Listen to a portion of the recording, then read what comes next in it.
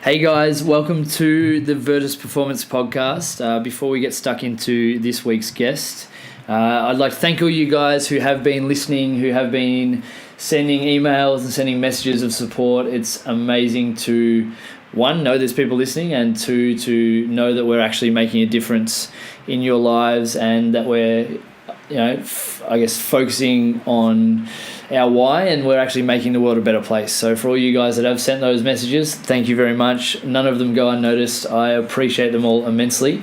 If you haven't, feel free to. I wouldn't hate it.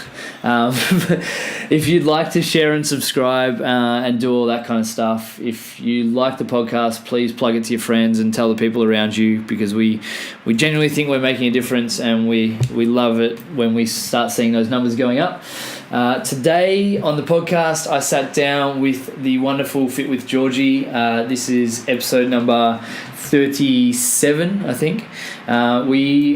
This is the second time Georgie's been on the podcast. It's the first time she's been solo by myself, which was cool. It was much better this time without Anna, to be honest. It was. Today we talked about a lot of different things. We tried to unpack a few topics in a little bit more depth than I guess usual. When I'm interviewing someone, it's really, really hard to spend a lot of time on one topic. So today we went through death. We talked about death a lot. We talked about people. We talked about mindfulness a lot. We talked about goal setting and about how Georgie's goals have changed since our last podcast, and how she's, I guess, cultivated those goals and has now put herself in an environment where she's able to do a lot of pretty cool things. We talked about 2017 and what worked, and then plans for 2018. We talked a lot about her work and how she's making the world a better place, one patient at a time. We talked about purpose, gratitude, progress, just lots and lots of different stuff. So I hope you guys really enjoy it. If you want more information about Virtus Performance or the Virtus Podcast, please jump on our website or send me an email to info@virtusperformance.com. Right at the end of the podcast, I asked Georgie if she could tell me a joke, and she didn't. So she's about to jump on and tell you one now. What do you call a fly with no wings? Hit me. A walk. A walk. And on that note, I'm done. Please enjoy episode 37 of the podcast with Fit with Georgie.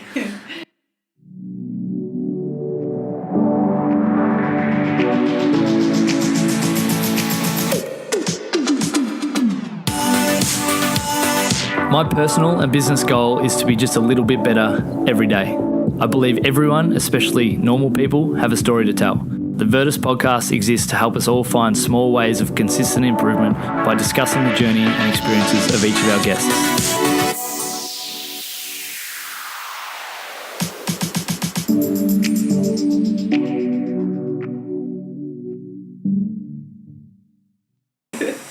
Fit with Georgie, you're back.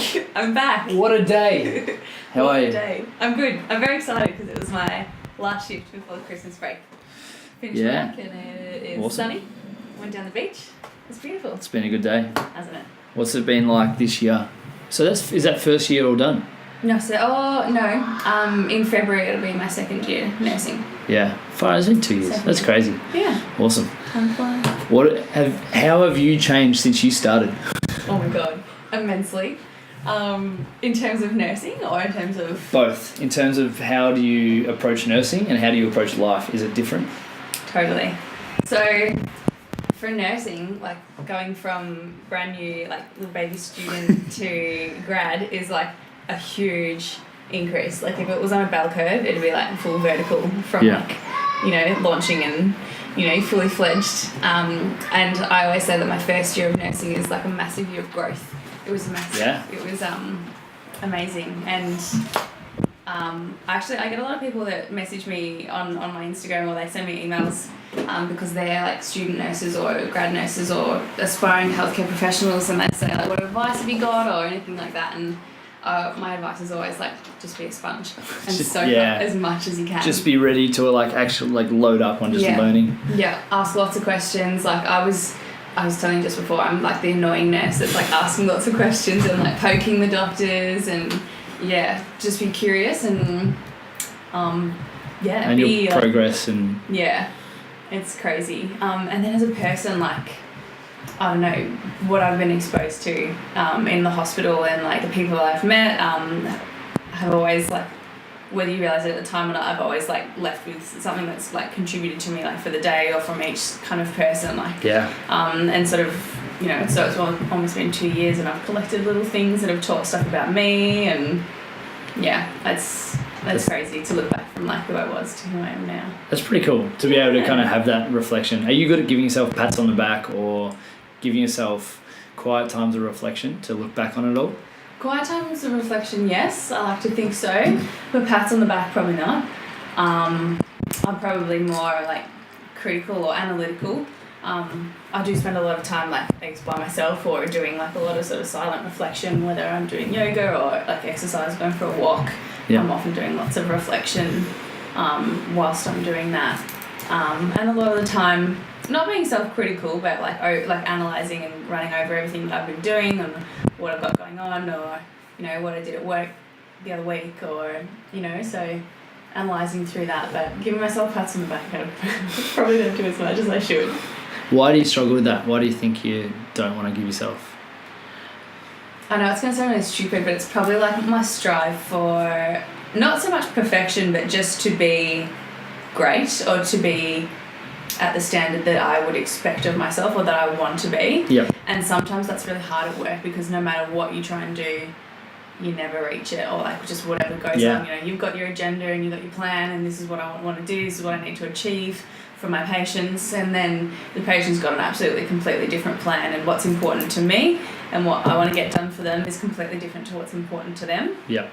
So that's been a huge like learning curve for me, and like learning how to, I don't know, get comfortable with that and sort of make the best of everything.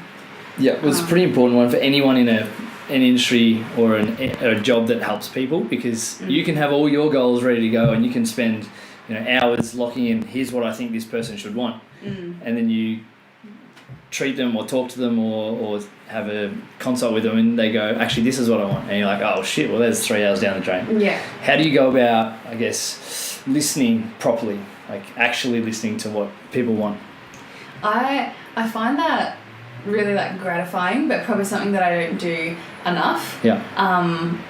We're sort of, not that we're governed by time constraints, but a lot of what you do in your shift at nursing is like, you know, meds due at this time and this time, and you're going to do this at this time, and then, you know, so you've sort of got a schedule that you try and stick to, but that definitely doesn't always happen. And so here's me thinking like, got to get these meds due at 12, and all the patient wants is to, you know, brush their hair or something, and you're thinking like, and it's really hard, because what's important to you and like what you think is right, all they want is their hair combed, and like that's what's going to make them feel great. And so learning to take the time to do that, and that's like the human side of nursing. There's like the medical, like there's the theoretical tick all these boxes kind of side, and look good on paper, versus the, as a self-proclaimed by the book nurse, do you struggle with balancing those two? Yeah, I do.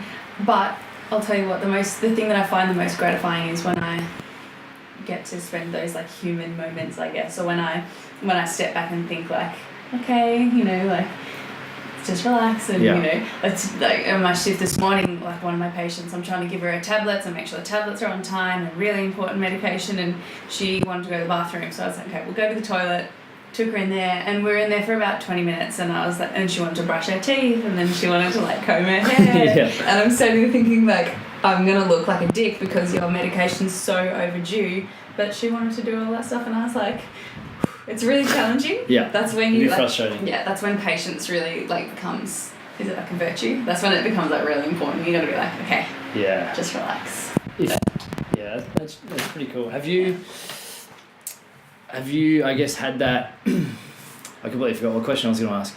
Shit. Something about we'll get to that. But I was just thinking about, like, having that ability to kind of go, you know what, this is perfect. Like, this is when I should give the medicine or the medication. But this person wants to brush their hair. And sometimes you have to go, Gladys, get out of the bathroom, you need your meds. I remember one thing, like, pops to my mind, and I was mentoring like a student nurse, And we had this patient, and she's what we call like behavioural. Like she sort of act up a little bit, and Yeah. she was like to sort of whinge and complain a little bit to sort of get out of doing things. And she wanted to walk to the toilet, and I was like, all right, walk to it. And then she wanted us to like push her back, and I was like, no, you can walk. Like, and it was 5 steps away, and I was like, you can walk. And she was like, oh, I can't. And the student was like, I'll help you. I'll go and get a wheelchair and I'll help you. And I turned to the student. I was like, no, she needs to walk. And I like looked like the nasty, really mean person, but like pushing them to do that. And yeah, there's plenty of times. Did she end up walking? Yeah, she walked. But there's Job done. Yeah. So there's plenty of times where you play like good cop, bad cop, like good nurse, bad nurse. Good cop, bad cop. Nurse, mate. You're a nurse. Yeah. Have you had any kind of moments or periods of time where a patient has taught you something that's stuck with you? Ooh. I've had a fair few patients like tell me, like when they're really old and they ask me like, they look at me and they go, oh, like how old are you? Do you have kids? Or are you married? They all ask if you've got kids and if you're married. But and then they tell me things about like what they were doing when they were my age, or a few of them have told me things they wish they'd done like before they die, or things that they regret not doing. Yeah. Things like that's really sort of made me step back and be That must be pretty heavy. Like, yeah. Like on someone who I follow heavily is Gary Vee. And one of the things that he kind of talks about in one of his, I guess, most famous like little kind of rants is that if you want to learn what regret is, go spend time in a nursing home and go talk to people that are, I guess, on their last legs at the end of their life. And great segue to death too, because it's something we were talking about earlier on. What do you think death can teach us about life? So much. Obviously that life is so quick in the grand scheme of things, and that it is so precious, and that a good quality life or good health within your life is so much so taken for granted. And like from, I guess, like a medical, like pathophysiological point of view, is that like one thing that I'm always astounded by, and especially since I started working where I work, I've only been there for like 6 or 7 months. Yeah. I'm on a respiratory and renal ward, so it's lungs and kidneys. And I didn't think I'd like kidneys and all that kind of stuff. But one thing I've learned from that is like how hard your body works to keep you going and to keep you alive and to keep you well. And even people who are like on their deathbed with like all of their bloods out of whack and completely end stage kidney failure, got lung failure, got cancer all at the same time, and their bodies fight so hard and for so long to fix things and to get things better and just to keep them alive. Yeah. Even when the patient's lost their will to live, like it's amazing. And then I come out of work and I'll see people downstairs smoking, or like able-bodied, really healthy people choosing to take drugs or choosing to abuse their bodies, and it just, you go from one thing to another where there's people who are trying their best to get better in such bad health, and then there's people like us that are so healthy and make such bad choices. And I guess it's a real unfairness of life that some people do treat their body like shit, more or less, and then some people treat their body like a temple, yet you never necessarily know which one's going to end up sicker or which one's going to die first or whatever. Well, poor health doesn't discriminate sometimes. Yeah. Or, disease doesn't often discriminate as well. It can hit. It's a pretty hard thing to... Yeah. If you were to pick, I guess, the areas in terms of health and holistic health and well-being, that if you could teach everyone maybe 4 or 5 areas to focus on to improve their quality of life, not only now, because I think the big thing, us as like mid-20-year-olds, like, and then you've got your 30s and 40s and 50s. You can get away with a lot when you're in your teens and in your 20s and sometimes in your 30s, but unfortunately it tends to pay you back with interest down the track. Yeah. What are the things that you wish everybody knew? One thing that I know everybody pretty much already does know, but it just doesn't seem to sink in, especially because I'm a respiratory nurse, is that smoking is like the shittest thing you can do for yourself ever. Like, if you've ever been held down underwater, or when someone's like pushed your head under the water, or they've, played around suffocating you, or, I don't know if that happens to you, but... Each of their own. Like if you've ever had that feeling of not being able to breathe, imagine having that all the time and not even being able to go from like your bed to your chair or bed to the toilet without being completely like keeled over like unable to breathe. And you'd see that stuff like daily being in the respiratory. Yeah, people that can't even, like, you can't even, I don't know, you can't even transfer them from the bed to the chair that's right next to the bed because they'll literally just drop on you. It's crazy. And a lot of it is because of like irreversible lung damage from smoking. I saw a little video the other day which was like it was like a jar that they'd put a bunch of cotton balls in, right? And then they'd put a little hole for the cigarette, and they'd burnt through 30 cigarettes and then taken the cotton balls out after. Like, I'm sure you guys who are listening at home can Google this and find the video, just search cotton ball cigarette video or whatever, I don't know. But it showed how much tar and crap comes out of the cigarette each time, and over 30 cigarettes, which seemingly is a lot, but for some people it probably maybe a day's worth or a couple of days worth. It was genuinely like, I'm someone that I'm fortunate enough to have never touched a cigarette in my life because I can't even begin to fathom why some people do it, but to actually see that, and I'm like big proponent against it, to actually see that, like, it was another level of holy shit, that is genuinely horrific. Yeah, and I feel like it's because maybe we can't see it happening. Yeah. Like internally, like we can't see it. That maybe it's just not sinking in. I don't know what else we need to do to show people and make them aware. But I mean, once you get to 40 or 50 years old, you think you'd be still relatively healthy, but we've got people like that we can't even get out of bed. So that's probably one of the first things, and that's like wherever you go. It doesn't matter what kind of nurse you are or wherever you are in the world, like, smoking is that crap for you. Yeah. And some of our patients are still smokers. Like, they'll come up on the ward for an exacerbation of their emphysema or, COPD, and still go downstairs to smoke and then come back to the ward. Do you talk to them, or you at least discuss it with them and get their point of view as to why they smoke? No, really, I haven't. A lot of them, to be honest, I haven't. A lot of them, we tell them that we have got a no smoking policy, and that I'll tell them that you shouldn't be going downstairs, and I think that's really bad for you, and all that. But I haven't really sat down and asked. Because I guess, why. like, from my point of view, it'd be interesting to talk to them and be like, well, obviously you guys, like, they know the problems with it. Yeah.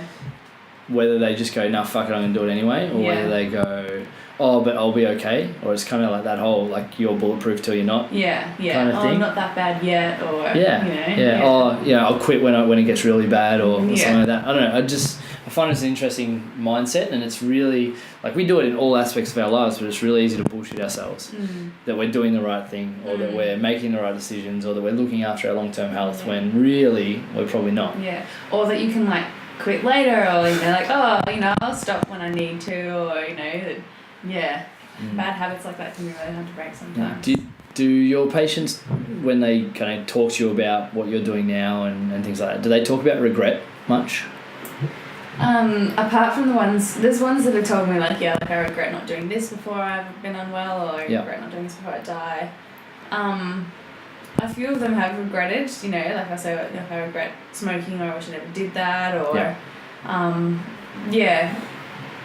no, I haven't had heaps of, like, no D&Ms with my patients, no real Ds and meaningfuls. Lots of family members though, with regrets that come in and are witnessing their loved one being ill. Regrets for not bringing them to hospital sooner, or regrets for, not telling them that they loved them, or regrets for, not playing more of a key role in helping them, or, advocating for their health, or, death seems to bring around lots of things like that. And it's kind of an interesting one. I was listening to a podcast on death today, and and I guess that's why it's front of mind, and I wanted to talk to you about it.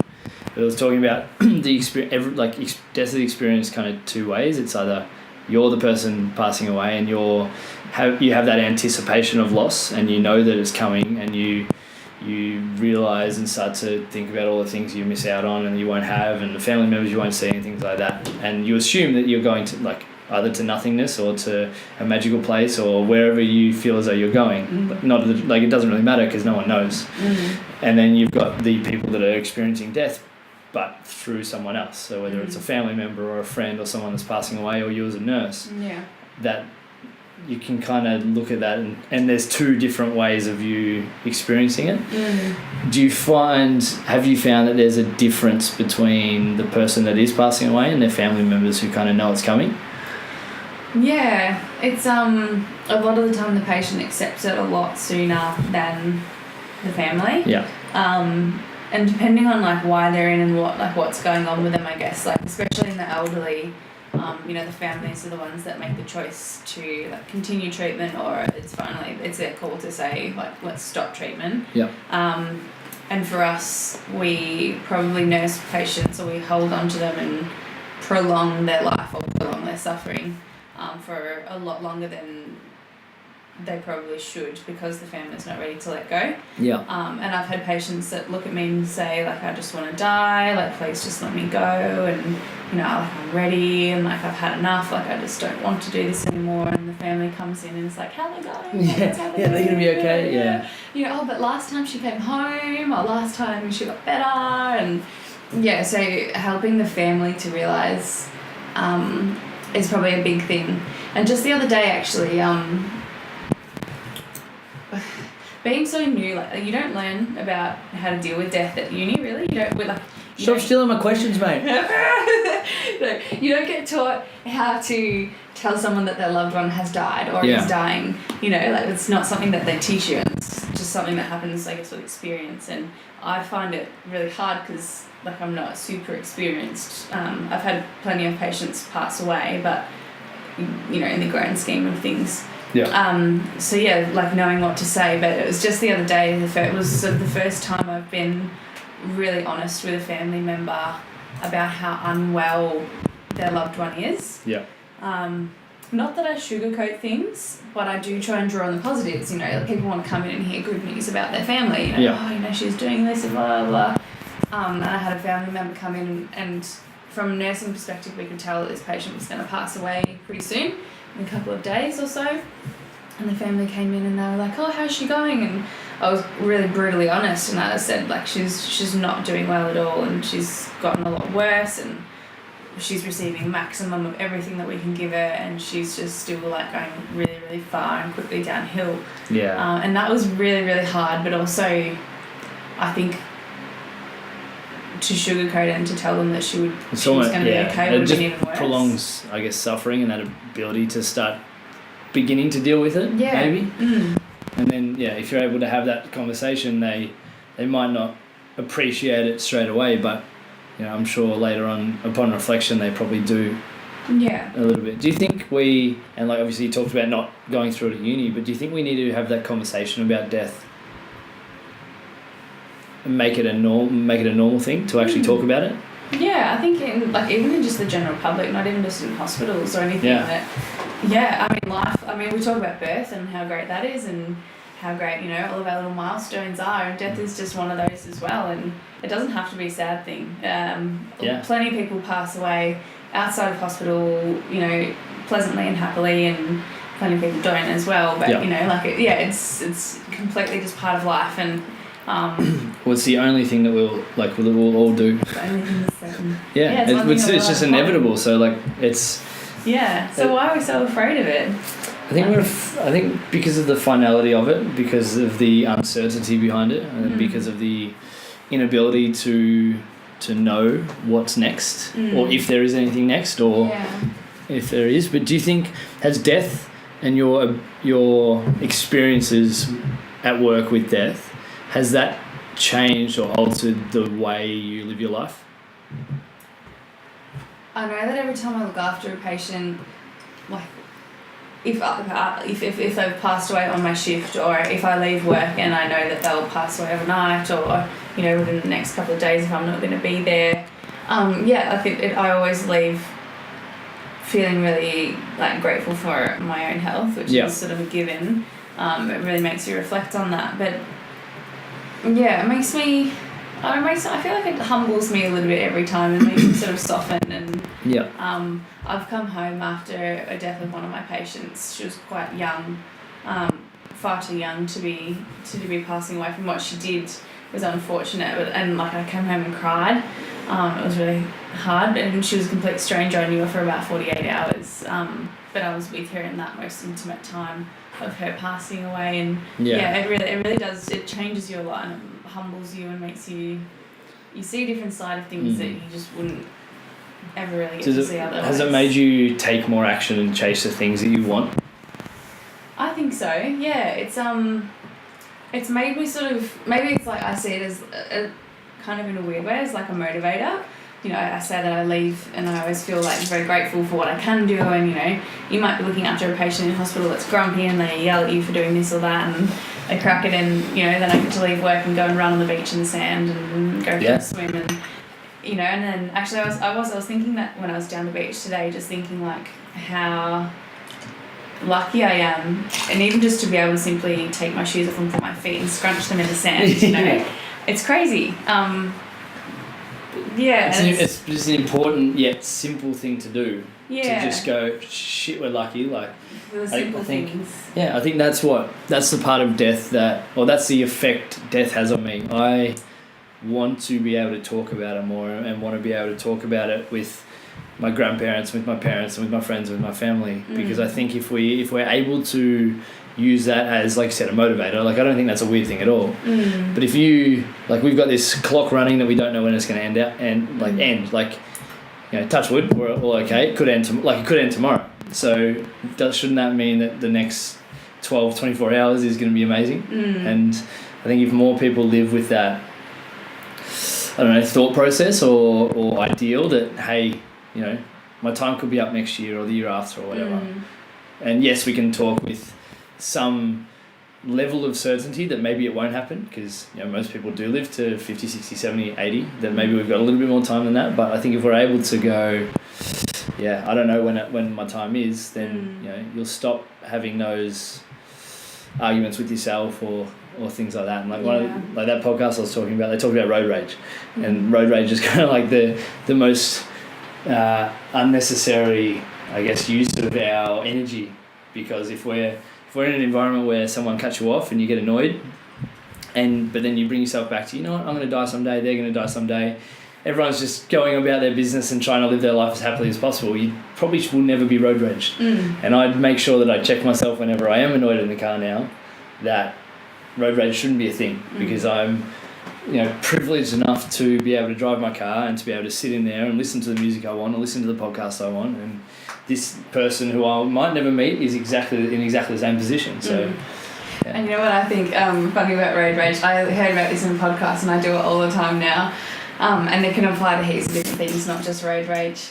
But when someone's doing something shitty that you don't like or that you don't agree with, and you can feel it within yourself that it's like churning up these emotions that you're like, you know, like makes you really angry, or you know, you're enraged. You try and think about like, all right, obviously like driving isn't this person's strength, like maybe they're really good, and you go, and I like that, you know, and I like to think about the person. I'm like, maybe they're really good at, you know, making cupcakes, or you know, maybe this person gives great hugs, you know, and like their strength is somewhere. I like driving that. is just not one of them. That's cool. Yeah? That's a really simple way of looking at it. Yeah, and that's with anything. Like, you know, someone could be, you know, getting in your way in the supermarket, or, you know, someone could steal, you know, the last cookie from the jar, or eat your pizza that you were looking forward to eating when you get home. You go, okay, like obviously that's, you know, not one of their strengths is, you know, forward thinking or whatever, but, you know, maybe they're really good at washing their car, or I bet they brush their dog really well or something. Yeah, and to add on top of it, like that empathy is probably what makes you such a wonderful person, and a lovely person to be around. And to go, you know, that person that crashed into me in the shopping centre might have a shitload going on that I can't tell, and I don't know. And when we allow ourselves, I think you posted something maybe today or yesterday. I was going to say, that completely reminds me of that. Do you remember it? Yeah, people that, sometimes people that need help don't like, sometimes people that need help don't look like people that need help. Yeah, which is huge, because it shows that even the people that seem as though they've got it together, they don't, or they might for that moment, but they might not in the next moment. And your ability to understand that if, you know, and we all get annoyed at things and annoyed at people, but to allow yourself to check yourself and go, you know what, that person's just going about their business and they're just trying to do their best they can, and they're trying to, find their shopping for the Christmas lunch on Monday, or they're, Yeah. they're trying to, and this podcast will be out in a month, so it doesn't really make a lot of sense to you guys. And maybe the guy on the road that cut you off is on the way to his wife who's having a baby. Yeah. Or, don't think about it just about you, and you can't just think about me, and, that's impacted me, and blah, blah, me. You got to think about the other person as well, and... Yeah, and it's a simple thing, but it's not easy. It takes practice. It takes practice, and I think it takes mindfulness. Which, interestingly enough, actually, fun fact, that's what my tattoo is about. Or that's one thing that it reminds me of, and I often touch it at work, which probably sounds really weird. So it's a picture of an eye. And one of the main reasons I got it is it reminds me of one of my favourite sort of sayings, which is in a way about mindfulness, and it's called, I read it in a book, it's called To Watch the Thinker. And so you're the one thinking, but to then watch yourself thinking. I like that. And that's what takes practice. And that's what I work on at work all the time. I'm frustrated about wanting to do the medications, but my patient wants to brush their hair, and I find myself getting angry and irritated, and I think that's when it takes a lot of practice, and and just being aware and being able to say to be able to catch yourself and think, just take a step outside of yourself and watch yourself having those reactions, and then think, why am I reacting like this? Or and to understand that we are not our thoughts is a really it's a heavy thing to think about, because I am my thoughts because I'm thinking it, but you can think something and go, no, that's not me, or that's not what I believe in, or that doesn't match up to my values. I wrote down something this morning when I was listening to that podcast. And it relates perfectly to that. It was a conscious relationship with my thoughts allows me to live a proactive life. Conscious relationship with my thoughts allows me to live a proactive life. Meaning that if I don't have a conscious relationship with my thoughts, I'm just reacting to everything. Yeah. And, if I see someone cut in front of me and I crack shits at them and beat my horn and all that kind of thing, I'm just letting, my inner lizard, my lizard brain just react to that, right? But if I actually go, you know what, I'm going to consciously go, this guy's got other shit going on. Yeah. He probably needs to be in front of me more than I do. Yeah. And it doesn't have to be a hippie thing. If he's a dick and cuts in front of me, can't win them all. But it just allows me to, I think it should allow you to actually, do, react the way you want to react. And reactions are they're reactions. But what comes after the reaction can be mindful, and it can be something you actually think about. Yeah, that's probably one thing that I've grown from with my nursing, from being brand new grad nurse to where I am today, is being proactive rather than reactive. My patient, is acting up because of this, refuses to do this, instead of me going, all right, whatever, I'm not going to help you then, and walking out of the room or cracking it like some people would, and sort of acting back at them. They don't deserve for us to give them attitude just because they're giving attitude to us. Yeah.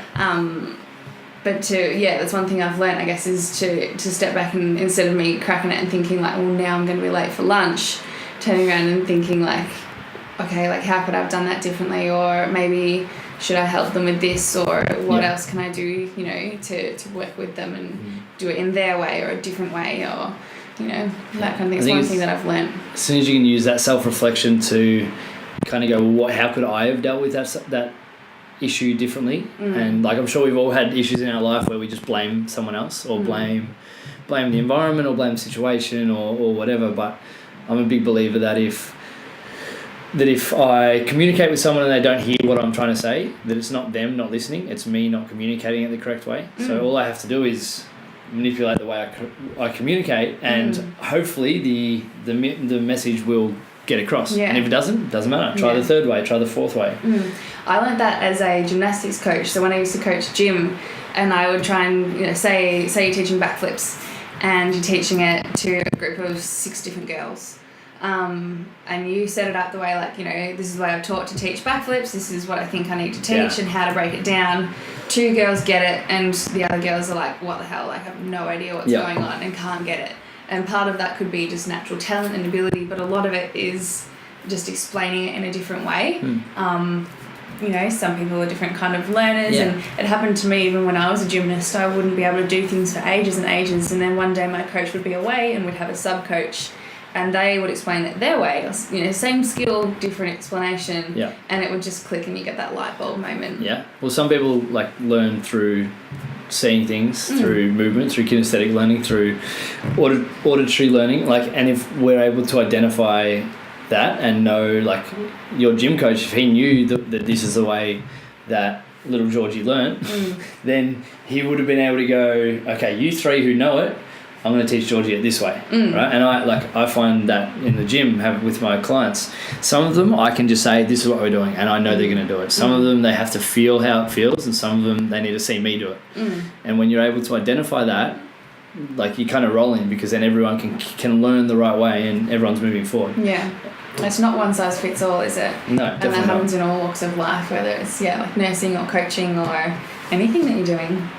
Everything's different, which is why when it comes to like things like medication and exercise and nutrition and things like that, every individual is going to react to that thing, maybe slightly differently, maybe very differently. So when we allow ourselves to understand that, then we can kind of start moving forward. Yeah.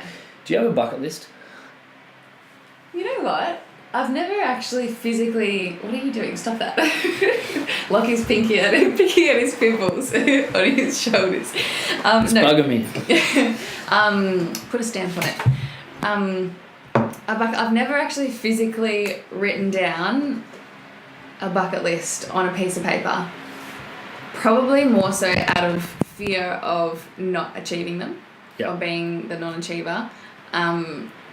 Rather than of not having bucket list things.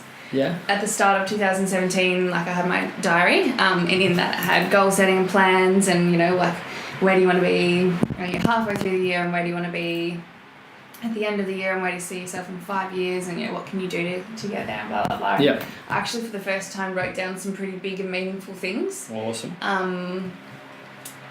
That I thought, like, you know, it's just things that I've always had in my mind but haven't wanted to ever write down. I guess due to fear of failure. But yeah, I don't have like a list. So Georgie's bucket list. That's okay. Yeah. But because it's something that I never really just thought about then, but I watched the movie The Bucket List a couple of weeks ago, and I love that movie. And I've kind of got a bucket list, but you're right, I haven't written it down either. Like, I've got stuff that in terms of experiences, things that I want to do and experience and achieve. Yeah. But I've never actually written it down. I love the idea of a bucket list, because it's kind of like, and you use the word fear, like, it keeps you in check of the things that you want to do and that you tell yourself you want to do, because it's really easy for us to convince ourselves that, oh no, I can't do that, or I don't want to do that. What scares you about writing that stuff down? I guess that makes it real. Yeah. It's come from like existing in my head to having it down on a piece of paper, and even more recently I've spoken to a few people about like some of the goals and aspirations I have for next year or for the years to come, which I've never really done before either. I've never really, and for the same reason I've never really discussed it, because I've always thought like, well, you know, what if I fail, or what if I never start? You know, I don't want to be a failure, and how embarrassing and all that kind of stuff. But even just talking about it has made me so much more motivated, so much more excited. Yeah. But you know what? I find it interesting that you haven't written it down. Like, I'm looking around your office, looking at your like. There's a lot of stuff written down. There's like no room on your walls for anything from all like the lists and stuff. Like, look at this. Yeah. Yet you don't have your own personal bucket list. Not a bucket list, but I have goals and things I want to achieve, and I guess if you asked me to write it down, I'd be able to. I'd be able to write down a fair chunk of it, like what I'd actually want to do. Here's a question. Yes. Do you think goals and bucket list items are different or the same? That's a very good question. I think they're different. I think, like, for me, a bucket list is just a list of things, and for me, it's experiences. I think a bucket list should be, and I say should be, but my bucket list should be, because everyone else will have their own definition of a bucket list. But I feel as though a bucket list should be experiences, and goals should be things you want to achieve. And whether they're two in the same or one or different, I don't know. I write down my goals somewhat. I don't write them down as much as maybe I should, or maybe I think that I want to.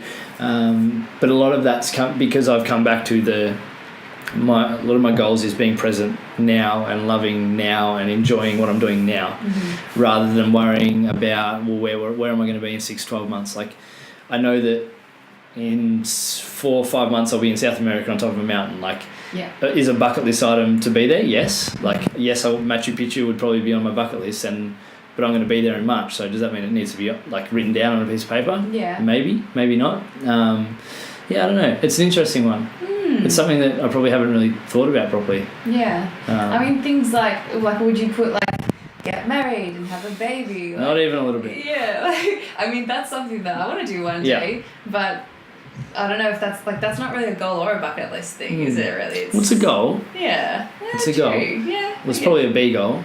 Yeah. I'm reading that book at the moment. Awesome. Start with Why. Awesome. Loving it. No, that's different to that, isn't it? Well, it's Similar. different, but it's same concept. Same idea. Same concept. Yeah. What have you learned from Start With Why? So like the one thing that I realised the other day, and actually like I didn't write any book, I promise. You're more than welcome to write in my book. It's a really nice clean book. So, seriously, write in my book. I usually underline things that I love, but I wrote it down on my own piece of paper. I highlight, so feel free to highlight stuff. Okay. I like learnt about operating from the outside in versus the inside out, which was like, just really amazing. And the whole Start With Why. Yeah. So the example that they used with like Apple and saying, instead of Apple saying like, we are a computer company, we make computers, buy our shit, they say like, our goal is to challenge the status quo. We do this through amazing technology. We also make like beautiful computers, and they sell you the lifestyle. Want to buy one? Buy our stuff. Yeah. Yeah, and it's exactly. like so different. Instead of just being like, and instead of like limiting yourself to like what you do and how you do it, living in like the sense of why you're doing what you're doing. I was like, this is the shit. But it's so simple, and it's like, why wasn't I thinking that way before? Yeah. And I was like, once I read that book and listened to it, and listened to all of Simon Sinek's like podcasts and that he'd been on, and all of his TED Talks and things like that. I sat there and wrote down like, and I actually didn't do this for me as an individual, but I did it for my business. I did, what is our why? What do we do, and how do we do it, and what do we do? Yeah.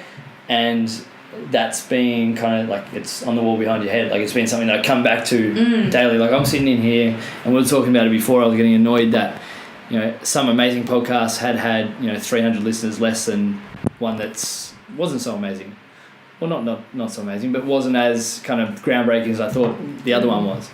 And I was getting annoyed at it, and then I'm like, well, why am I doing a podcast, right? I'm doing it because I want to have some amazing conversations with some cool people, which I'm doing, and I want to allow people to learn lessons and educate people and empower people by the conversations I'm having, like through the conversations I'm having, because I think everyone's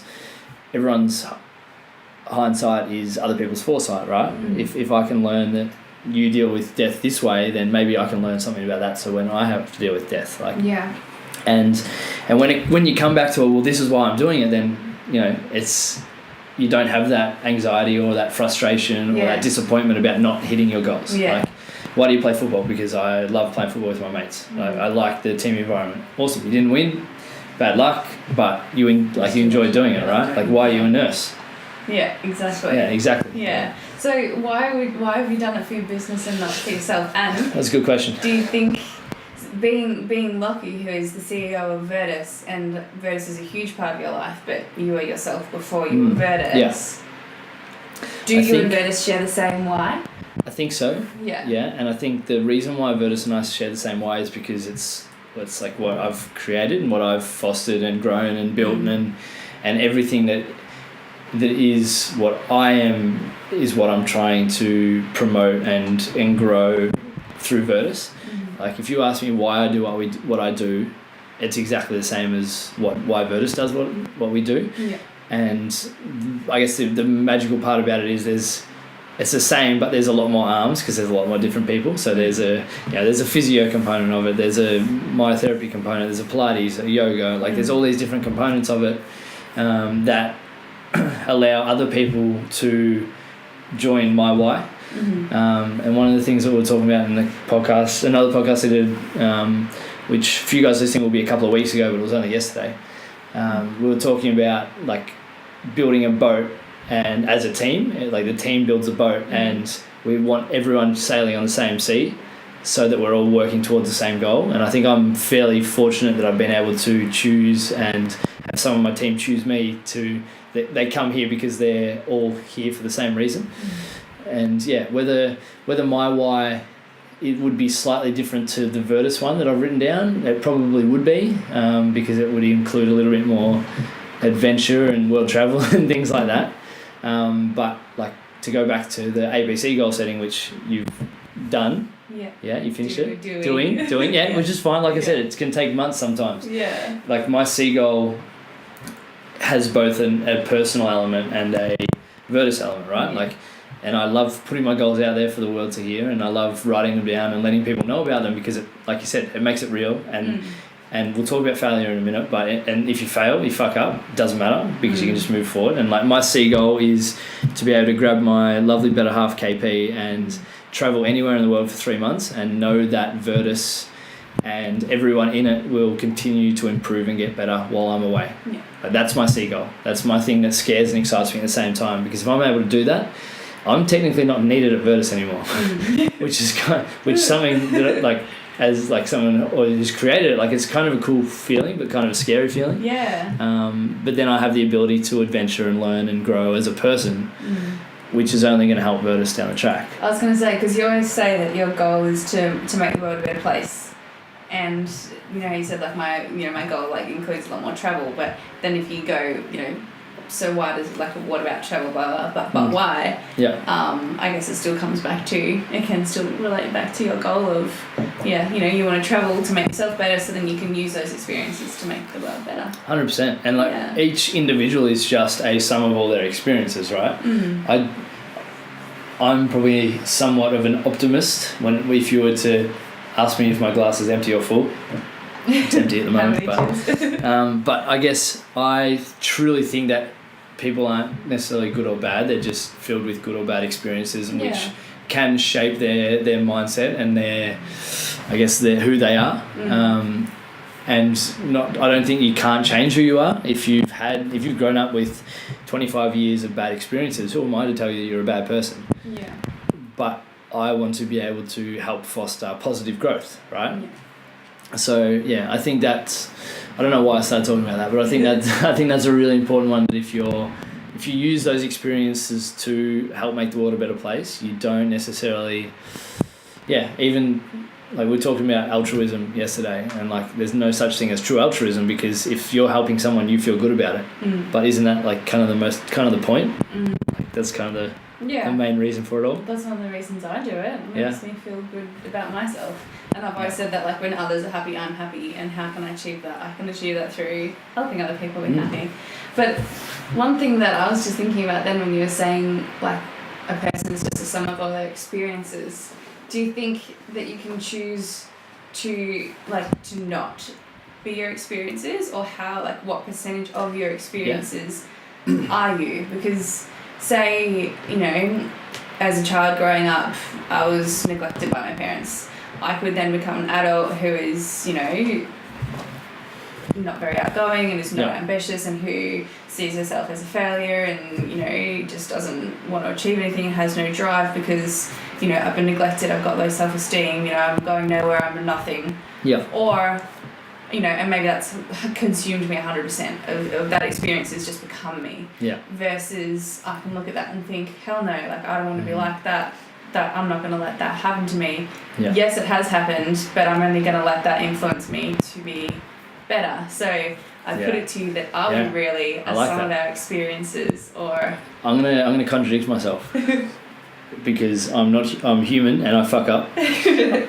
I think we're some of our experiences, but I also believe that we are who we are as a person, and what life is like life's 90%, like 10% what happens to us, and 90% of how we deal with it. And some people may not have the ability when they're younger, if they're neglected by their parents, to actually have the sense of mind, and they haven't developed themselves. They're not developed, I guess, intellectually and emotionally enough to actually go, you know what, that's bullshit. I don't want to be like that. I don't want to react like that. But I think that if we have people that help us work on that, and we put ourselves in environments where we're able to foster that positivity, then you're going to be okay, and you're going to find those areas where, you know what, yes, I was neglected, and yes, I didn't have the happiest childhood, but I'm not going to let that define me as a human. Yeah. And it's how you react to the experiences. I think it's the answer. So we're some of how we react to the experiences that we go through in life. Yeah, which exactly. I guess comes back to mindfulness and being conscious and being present, and maybe that's something that as a society in whole we need to focus on that more in schools. And it can sound like some people who aren't into, like, mindfulness is such like a taboo word, and like it's like one of those it words at the moment. Says who? You know, well, it's just like people, when you say like I meditate or I practice mindfulness, and people are like, what? Like, and they just think you're off with the fairies. But yeah, like, but that's just ignorance, right? Yeah. Like that's like, and I can be ignorant. I'm sure I'm still ignorant about a bunch of different topics, like your food choices, which we'll talk about later. But like, that's something that as we develop and we allow ourselves to develop intellectually through and emotionally throughout, I think it really happens 20 to 28 where we start to go, you know what? You know, this is how I view the world now, and this is my, you know, because not many 16-year-olds think about how they view the world, right? no. Not many 16-year-olds think about what's happening in world politics or global warming or how their actions affect everyone else. They're just worried about them, which is perfectly okay because they're developing and they're moving through that. But I think when we get to the age of 20 to 30, let's make a big gap, and we start to think that gratitude is important, mindfulness is important, perspective is important. All of these things are important. Why don't we talk about them more? Yeah.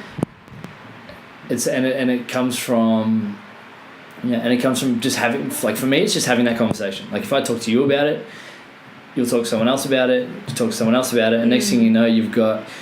And like, I think our generation has an incredibly powerful responsibility to start talking about a lot of these things, because it's probably something that hasn't, like that macho bravado that, you know, hard work's all I need, and, you know, I don't want to show my emotions and all that kind of stuff. That's kind of dying out a little bit, and like definitely is in the environments I surround myself in. So if we allow ourselves to say, you know what, mindfulness is incredibly important, gratitude is incredibly important, perspective is incredibly important, fulfillment's incredibly important. Like, you know, you ask a 60-year-old about fulfillment and like, or job fulfillment, and they'll say, well, I go to work, I provide for my family, I retire, I get a gold watch, that's it, right? Yeah. You ask a 25-year-old or a 22-year-old about job fulfillment, and they'll say, well, here's my why. Like, ideally, here's my why. This is why I do it. This is why I get up and go to work every day. I didn't ask you the first question I've been asking everyone lately. Oh my god. Oh no. I'll ask it at the end. Ask it at the end. Yeah. Well, interestingly enough, like, as you say, like maybe not so many teenagers and young kids are practicing mindfulness, and I guess that highlights a big gap for that in the education industry. And I think, coming back to what I said before, a lot of people do think it's pretty woo-woo and pretty, I don't know, just not maybe it's not, I don't know, people just don't, not many people believe in it, or maybe aren't so open to it as such. I think when you've experienced it though, and when you allow yourself to experience it, you're like, holy shit, there's something here. Yeah. What is mindfulness to you? Well, even like when you just said, you know, not many 16-year-olds practice it, but when you're 20 and 30, like, we realise how important it is. It kind of reminds me of one of the main reasons why I started Fit with Georgie, or why it's evolved into what it has, which I touched on in one of the first podcasts I did a while ago, but I haven't, like, I speak about it every now and then, but I guess like my main story gets lost over the years that I've had my Instagram, and maybe newcomers look at it and think like, oh, this girl's a nurse and does yoga. Which is true. It's very true. But one of the main reasons it started was because, so I started it when I was 19 turning 20, and I don't know, I woke up, I was having trouble with like my friends, and for years, for a long time at school and all of that, and after I graduated, I sort of never really felt like I fit in.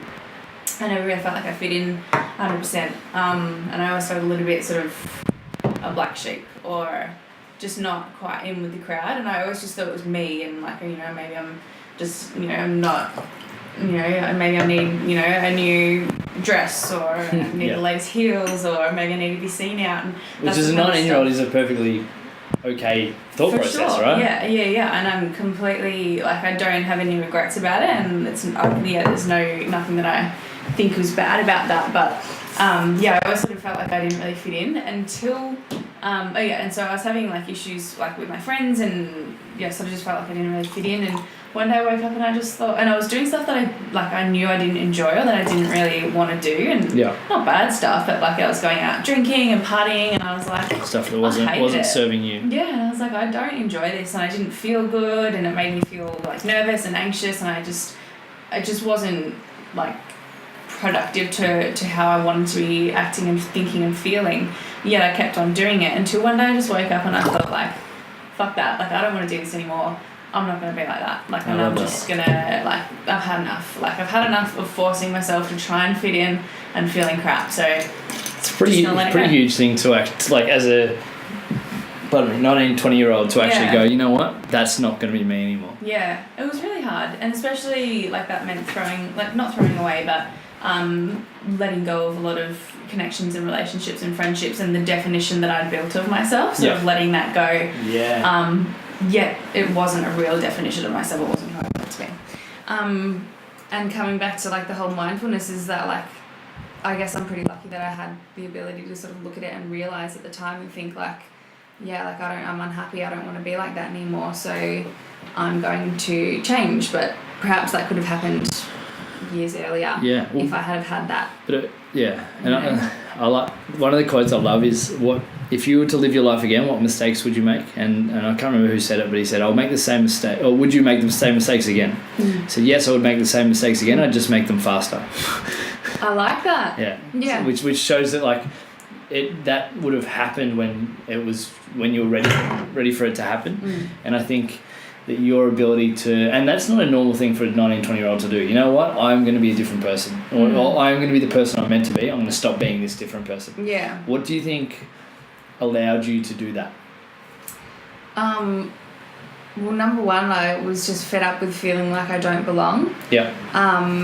And then talking about like being surrounded by like that community of people that are being mindful, or people that are enjoying, you know, different things in life, is that I finally discovered my kind of people. And that's, I guess, how I describe them, is that I started practicing yoga at home, and I started doing yoga classes, and I came across this group, like these type of people, these personalities that I didn't even know existed.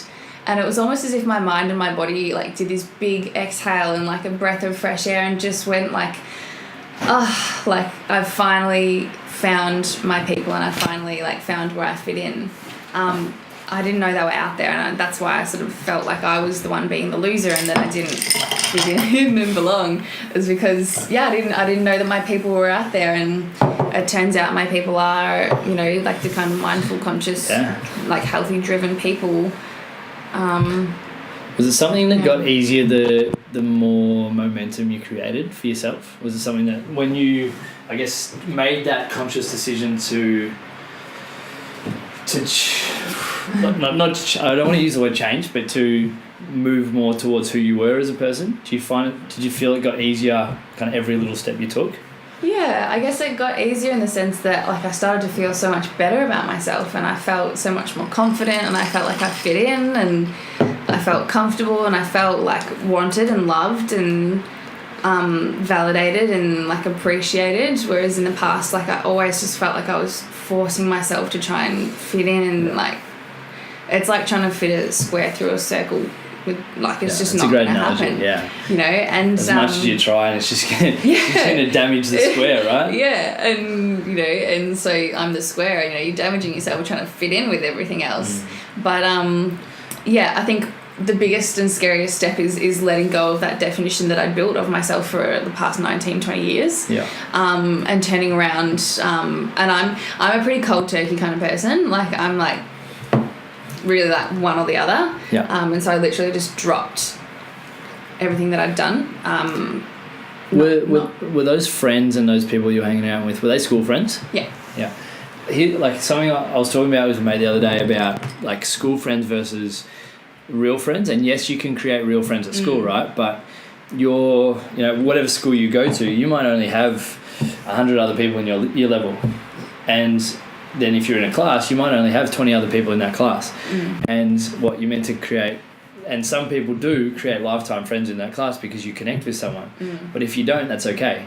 Yeah. Like you're only in one very small pocket of a school that's in a very small pocket of a region, which is in a very small pocket of the city, which is in a very small pocket of the country and the world. Like it's there's like for the people out there, if you are struggling to find your people, and I love that way, like the way you put it, then like go somewhere else, or not necessarily go somewhere else, but put yourself in different environments. Like if you love mindfulness, go to a yoga class. If you love movement, go join a strength and conditioning gym. Like if you love travel, jump on a tour. Like go travel somewhere. Like I'm big on passion and purpose, and if you follow what you love doing, then you're gonna find your people. You're gonna find, like I've been lucky enough to find my staff. Like I haven't found my staff because we went to school together. I've found my staff because we've all been able to grow a vision together, right? And you've been able to move yourself out of that environment of your school friends who, like, they were just there, so you became friends with them, friends of convenience, or friends out of convenience. It sounds kind of mean, but we went to school together 5 days a week, and therefore we became friends.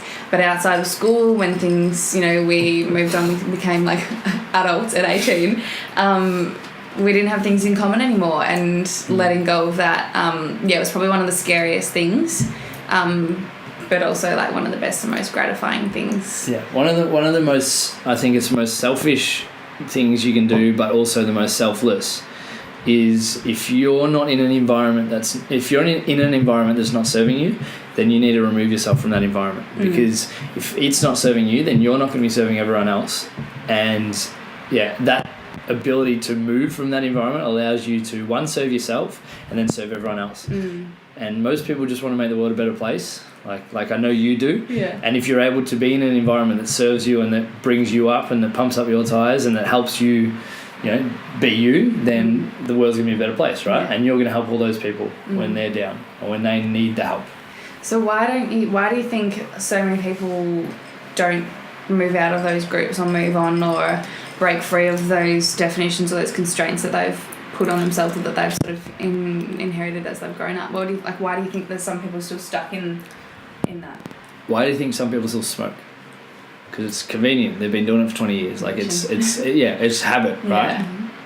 And they'll tell them, and they'll almost convince themselves that that's the right thing. We are incredibly good at convincing ourselves that whatever we're doing is the right thing, or that we want something, or whatever. And I think when we allow ourselves to think consciously, like back to that quote before, we are able to be proactive, and you were thinking consciously, right? You were able to go, this isn't serving me, this isn't me, I want to move out of this situation and out of this area, so here's what I'm going to do. I'm going to change my environment, right?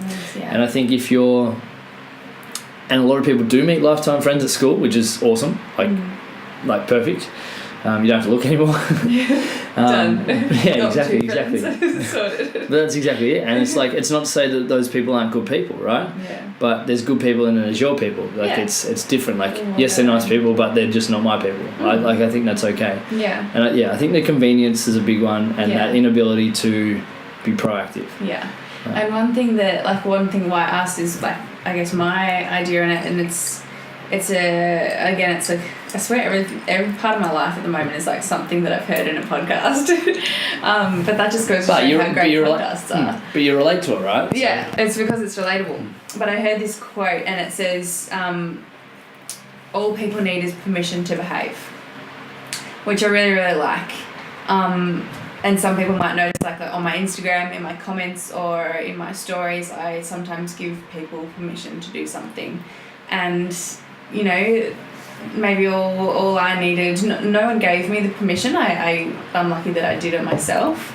But sometimes, all you need is for someone to say, like, and like, I actually love saying it, like, in such a simple, straightforward way, You have permission. Today, I give you permission to let go of something that no longer serves you, or today I give you permission to step out of that little comfort zone and maybe approach someone or something that you've always been interested in that you haven't been daring to do so yet.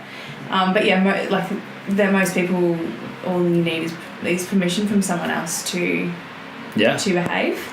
Yeah. And if you don't want to get it from someone else, give yourself permission to do that. Like, give yourself permission to sit down and set goals, and to sit down and write your bucket list, and to sit down and start chasing that big crazy dream that you haven't done so far because you're worry that you're going to fail, or worry that you're not going to get to where you want to get to. And give yourself permission to, like, for me, like, I didn't realise at the time, but I was giving myself permission to let go of the Georgie that I thought I was, and the friendships that I had that I thought that, like, I valued, to, I guess, chase a sensation or a feeling that I'd only just gotten a taste of, and just pursue that. And I gave myself permission to let go of what I knew wasn't right for me, even though that was what was comfortable and that was sort of what I knew, and just giving myself permission to just go for it. And and change is hard. Like, it takes scary. Conscious effort, that, like, repetitive, consistent effort, right? If we want to change something, and, like, from a psychological point of view, it's hard. From a physiological point of view, it's hard. Like, it's like 3 weeks to make a change. Yeah, something like that. It's like, I don't know, 57 days to make something a habit. I just made that number up, but I assume it'll work. If you do something for 57 days, I assume it'll be a habit. Just don't make it like heroin or something, please. Don't do heroin 57 days in a row. Yeah, you wouldn't make it, surely. No. Maybe. I don't know. If anyone does, let us know. I don't know, don't do heroin. Shit. But I think that ability to and, like, I only heard that quote today, but that ability to be conscious of everything you do. If you want to lose weight, awesome, but you've got to be conscious of every decision you make, that it is actually moving you towards that. If you want a new group of friends, like, same, like, that sounds really bad, but if you feel as though you need a new group of friends, then awesome, make that conscious decision to do that. If you want to make a change in your career path, right, same deal, you do exactly the same stuff. And don't be afraid to fail. Georgie, talk to me. What is failure to you? Failure? Well, it just, my mind snaps back to the definition of success that I gave you in our last podcast. And my definition of success is to realise your true potential and to live it wholeheartedly and passionately and uninhibited by anything else, and just to embody what your true purpose is. And some of us know what our purpose is, and some of us have realised early, and some of us, still working on finding it. Yeah, and that's fine, but doing things to help you get towards it. So for me, I guess failure would be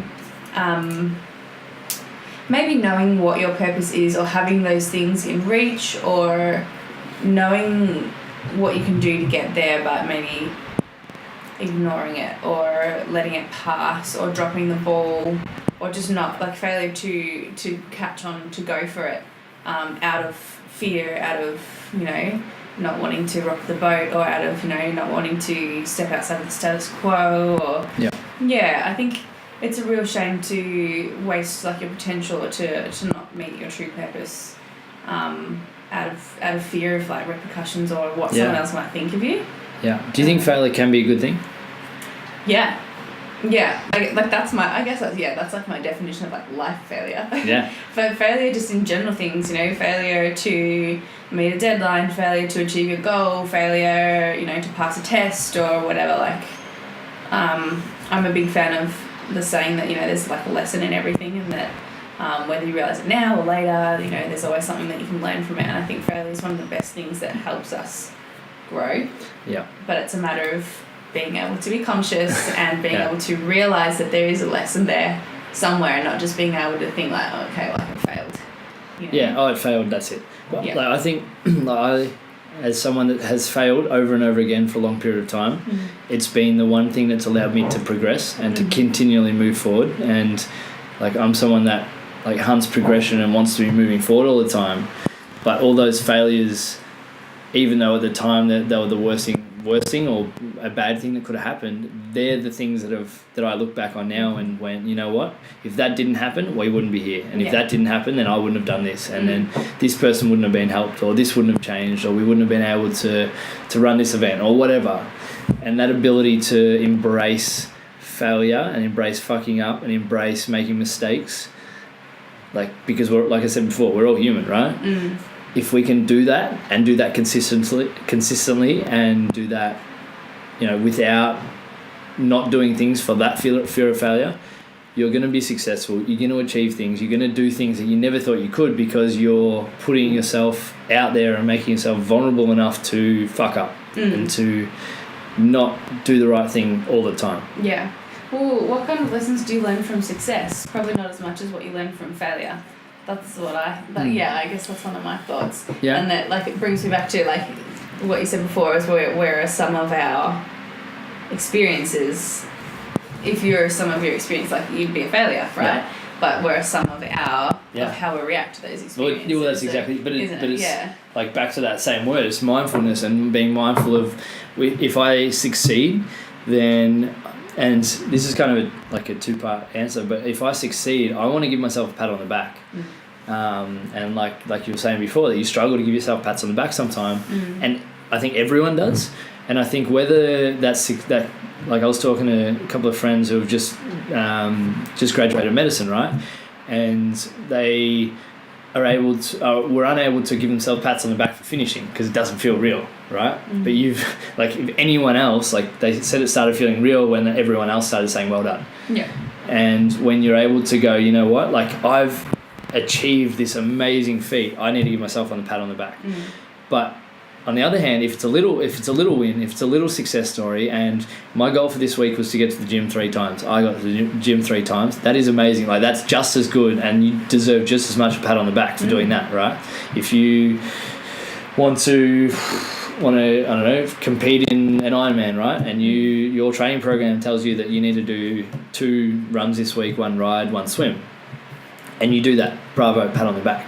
And I think our ability to celebrate that win and those little wins as well as the big ones, because everyone kind of either celebrates nothing or I don't really know why, maybe for maybe not wanting to feel egotistical or feel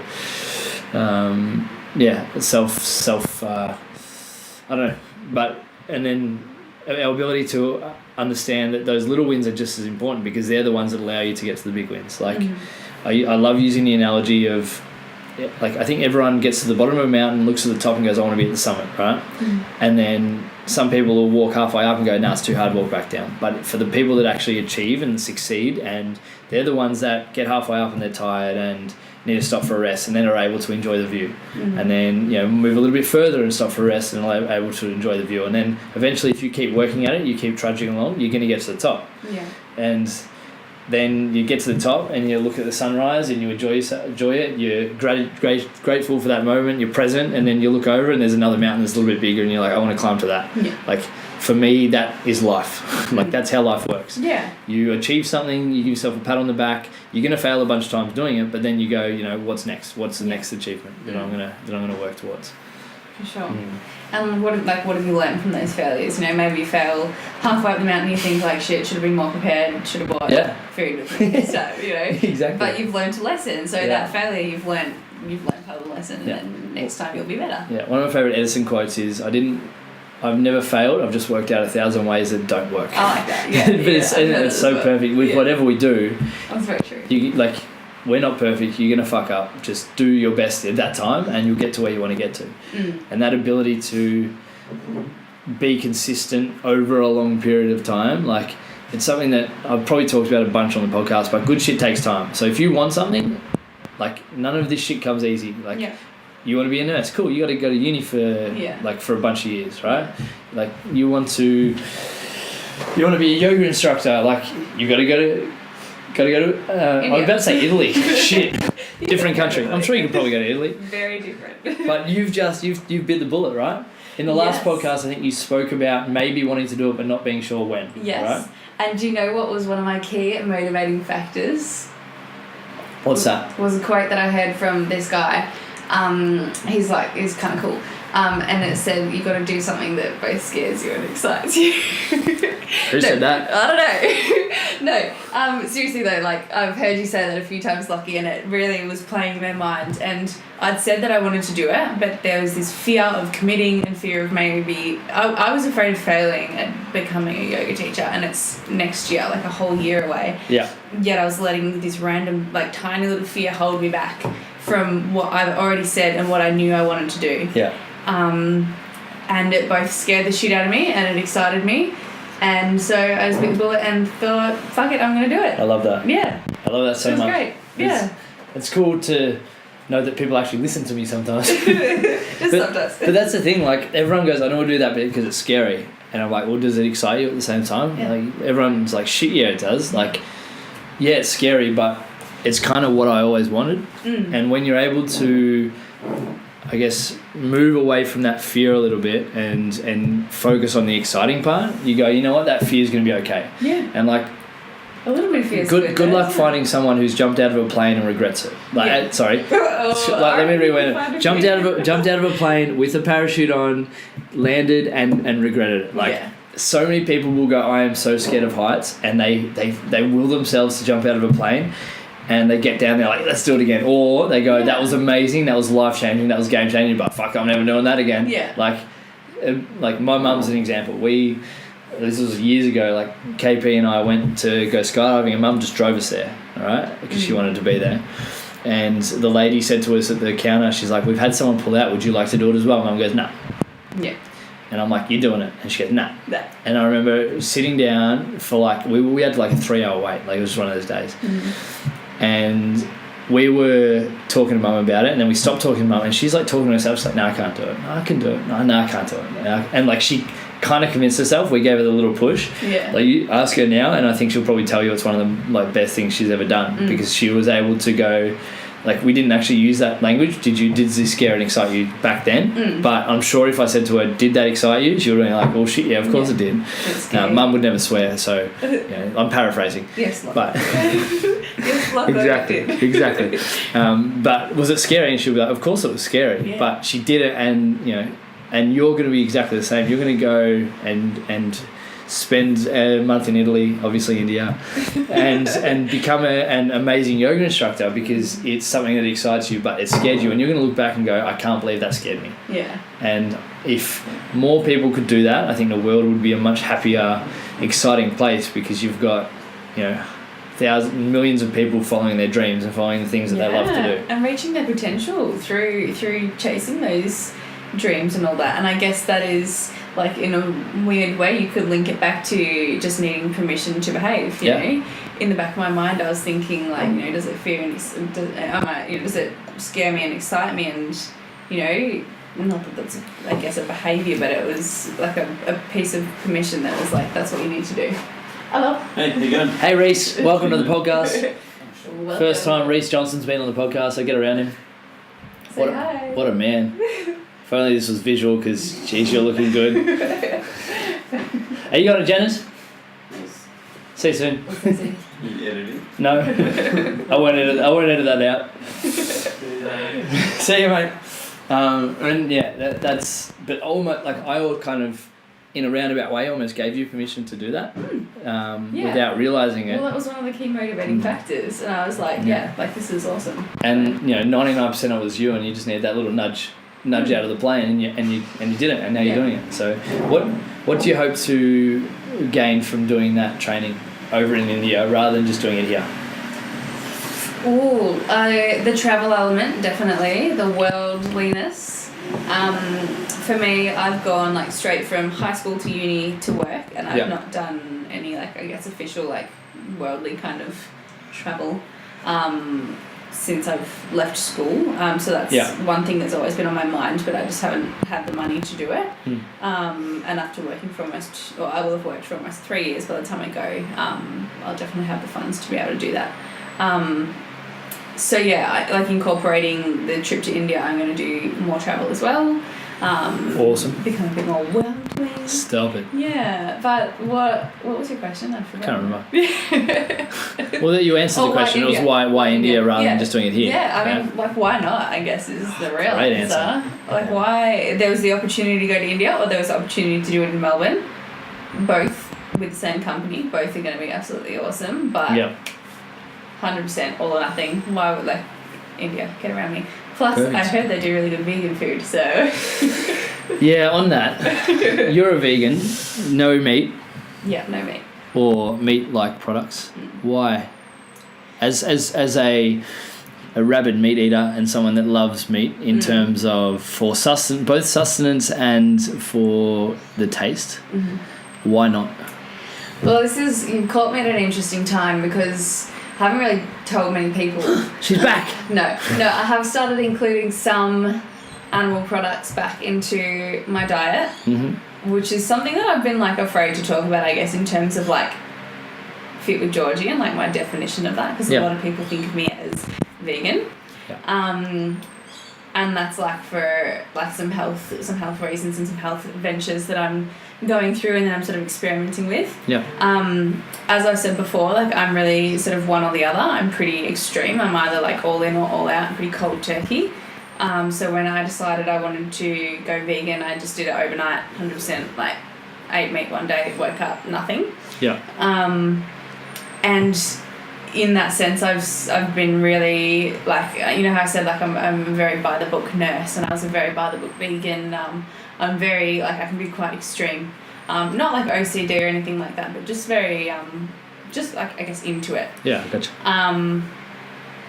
And part of me has just started to realize that for my health, I've had a few things pop up lately where I hate to admit it, because the first thing everyone wants to do is blame the vegan diet for, you got a cold, everyone's like, it's because you're vegan, or I don't know, you got a rash, everyone's like, it's because you're vegan, are you sick? Oh, it's because you're vegan, you're missing protein or something.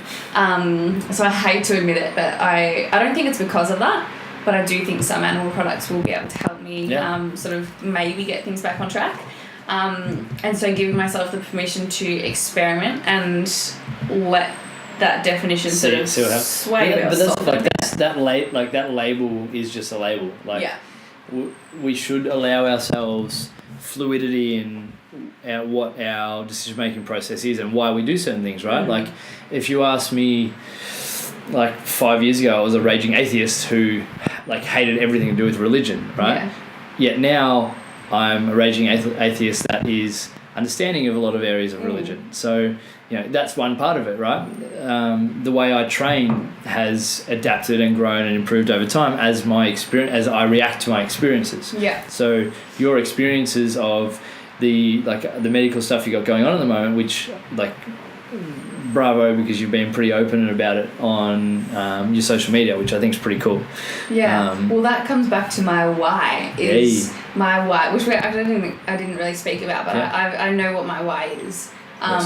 And it's kind of my why then links into I guess what your why is as well, is that my why is that I want to be able to use myself and my experiences, my knowledge, and everything about me to help other people learn, experience, grow, to empower them, to help them be better people. And I guess if we're all better people, then the world's going to be a better place. Great why. So my why has always been to, I guess you can simplify it as the use of self to empower others. And that's why I like to be transparent, or I like to share that kind of stuff, because I know that I'm not the only one out there that goes through whatever I go through. I'm not the first one, I'm not the last one. And also same with death, or one thing that I meant to bring up but I didn't, the same thing with mental health and all that, why not talk about that kind of stuff? And sometimes it just takes one, you know how someone a football player or an influential person in our media will come out and say taking a step back from footy because I'm depressed, and it's huge, everyone's oh my god, good on them, well done, and then we stop talking about it. Breaking the stigma about depression, and then everyone's don't talk about depression anymore.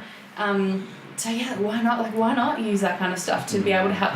If I can talk about something that I'm going through and feeling lost and worried and upset about, it might help someone else. And what a great thing. But that's why why I love podcasts, right? You can listen to a 2-hour podcast and you get 10 minutes worth of knowledge bombs out of it, and you use those knowledge bombs every day for the rest of your life, right? How many things have we dropped from a podcast that we listened to? And that's exactly it. You're going to have to start referencing podcasts. Yeah, I know. Joe Rogan, Tim Ferriss are 2 I'm on at the moment, and a bunch of audiobooks, but we'll get to that. And Sam Harris, Treat Yourself. But I think that ability for people to talk about it more, like the people that listen to this stuff are almost the people that don't need to listen to this stuff, if that makes sense. Like I think everyone listening is listening because they want that enlightenment and they want that improvement and they want that growth and they want to see progress. Whereas, and I'm sure like all of you guys who are listening at the moment can sit here and go, you know, there's 3 or 4 people in my life that I wish they would listen to this or listen to another podcast and actually improve their way. But like, this is me giving you permission to start to help implement some of the things that you're learning in their lives. Like, don't be that pushy person that says you have to do this or you have to do that, but start to drop little Easter eggs of improvement. Vegan Easter eggs. Vegan Easter eggs. No thanks. Easter eggs was more of a metaphor, Georgie, than actual Easter eggs. Little knowledge bombs. Exactly. But like it's an easy one. Like if we can make the world a better place by having this conversation so that 20 other people or 50 other people or 2,000 other people or whoever listen to it, and if they're able to make those conversations normal, then all of those conversations about death and about mental health and about journaling and about mindfulness and about gratitude, they start to happen a little bit more often. And I think that's where we're kind of headed as a like, especially our generation. Like I can't necessarily speak for people that are 10 years older than me or 10 years younger than me, but I definitely know, I'm starting to notice that, and again, probably partly because of the environment I surround myself in, but the people I'm talking to daily and weekly are the people that are starting to think about these things. Everyone wants to be better and everyone wants to be happier and healthier and all those kind of things, and I think that your ability to think critically and listen to people who are going through those things, and like you said, you're just a vessel for people to learn and teach themselves off. So it becomes that perfect environment where everyone's helping everybody. I think and interestingly, like I think the way that your business differs from like what I do is that you've got sort of maybe more adults that come into your gym or people that are ready to contemplate like life or purpose, or they're at that age where they're in charge of themselves. Or they know, which is really hard. They know what they're doing. They might be starting to get an idea of what they're about. Whereas I've noticed a lot of people that follow me are young girls. Young teenage girls, and so not that I feel like I have the responsibility, but I definitely think there's a place for me to be able to be able to share. But it's a pretty powerful position to be in, right? Like, if you can help all those young girls start to understand that you don't need to just follow the crowd and follow the peer pressure, and you can, if you love drawing, draw. Like if you love dancing, dance. Like if you love gymnastics, do gymnastics. Like start to identify what those things are that you love and that you are passionate about, and that like I said to you before, like one of my favorite words at the moment is fulfillment. Like your ability to fulfill yourself and fill your soul is the hippiest thing I've ever said. Fill your soul. So I don't know if a soul's a thing, but if you fill the idea of a soul up with things that you love doing, you're probably going to be happy, right? And one of the things that I use, one of the little activities I use with the people around me, if they're struggling, right, I'll say, write down the 30 things that you love to do. Let's start doing them, and you start to build up. And this is something that I've taken bits and pieces from Greg. Like you start to fill up that bank of good memories. Then you've got, if you're in a shitty spot, then that's okay. Be shitty, be annoyed, cry, do all whatever you need to do, but then you have those good memories to come back to. I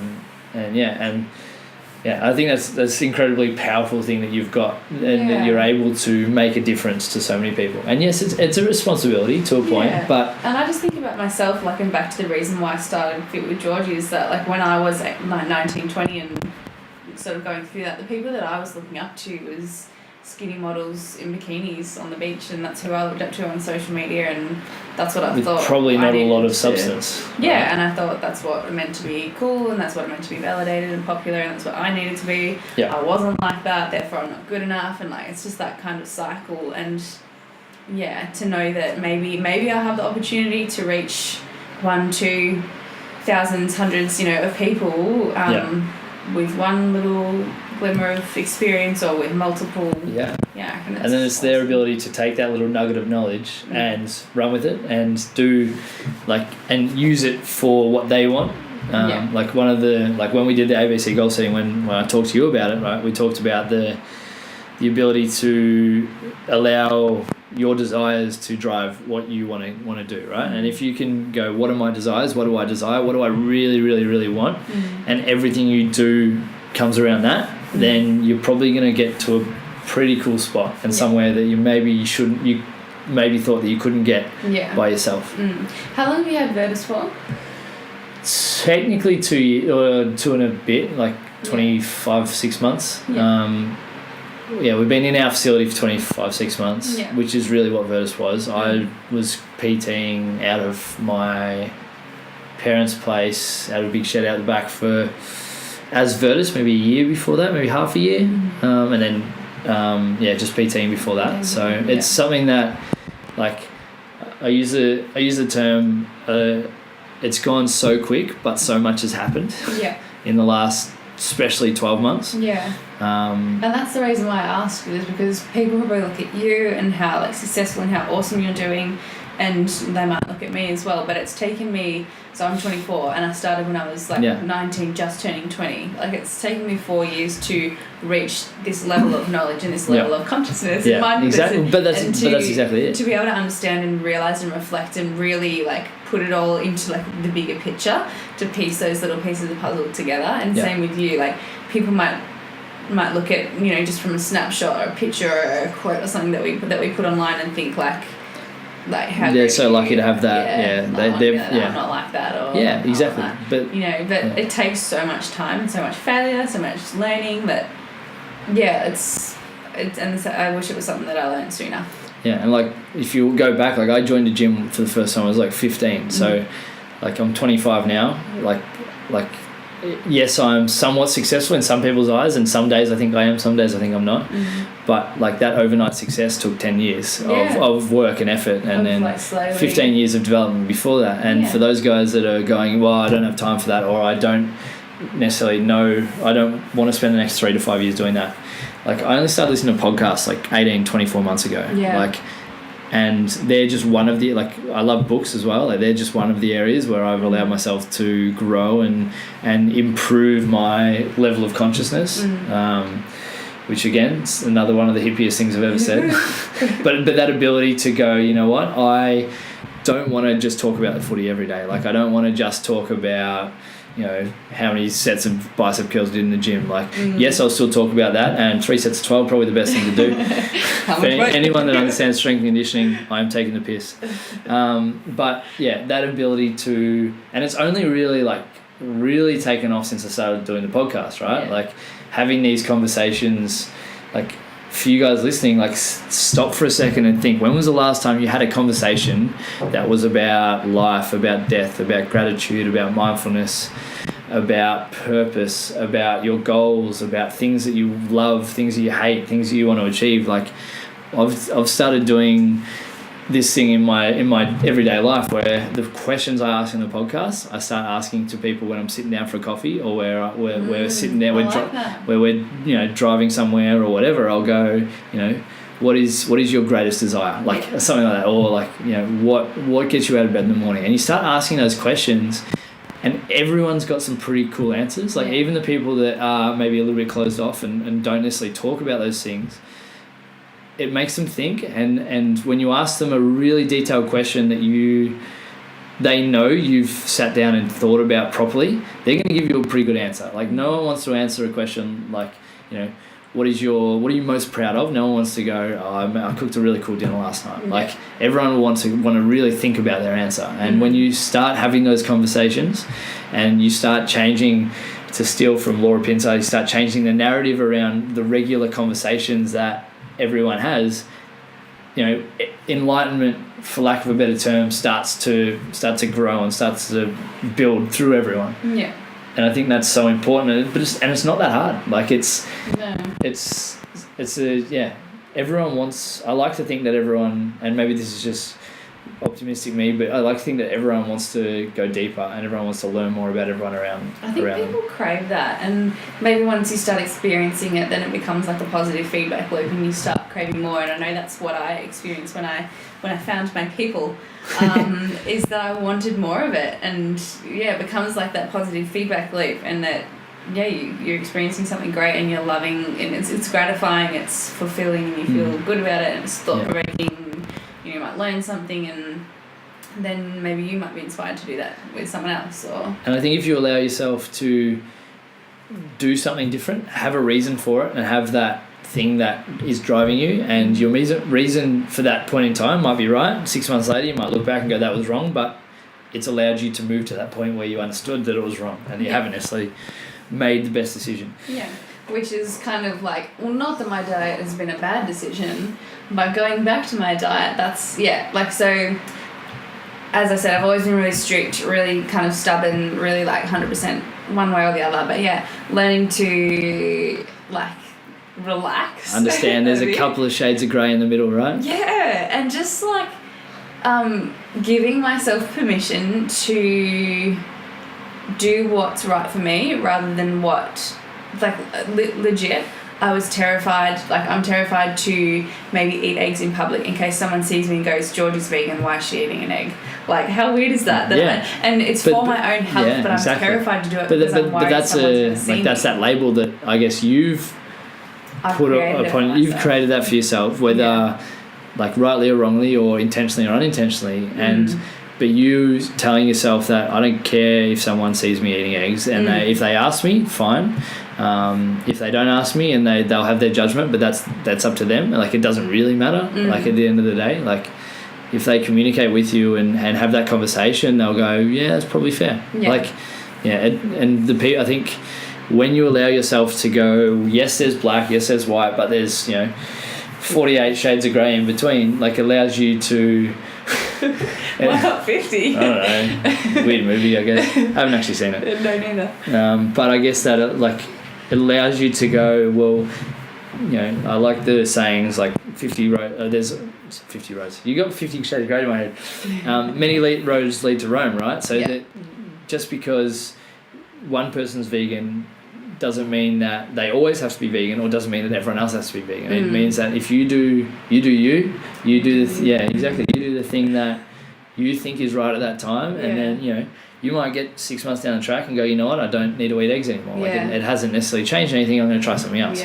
Or you might go, you know what, bacon's delicious, I'm just going to load up on bacon. No, I'm never eating red meat. No, but like, what's interesting is like the roads that lead to Rome. It's a similar way that I think about it, is that, like, I always say, like, there's multiple ways to bake a cake, 20 different recipes to bake a cake, still end up with cake.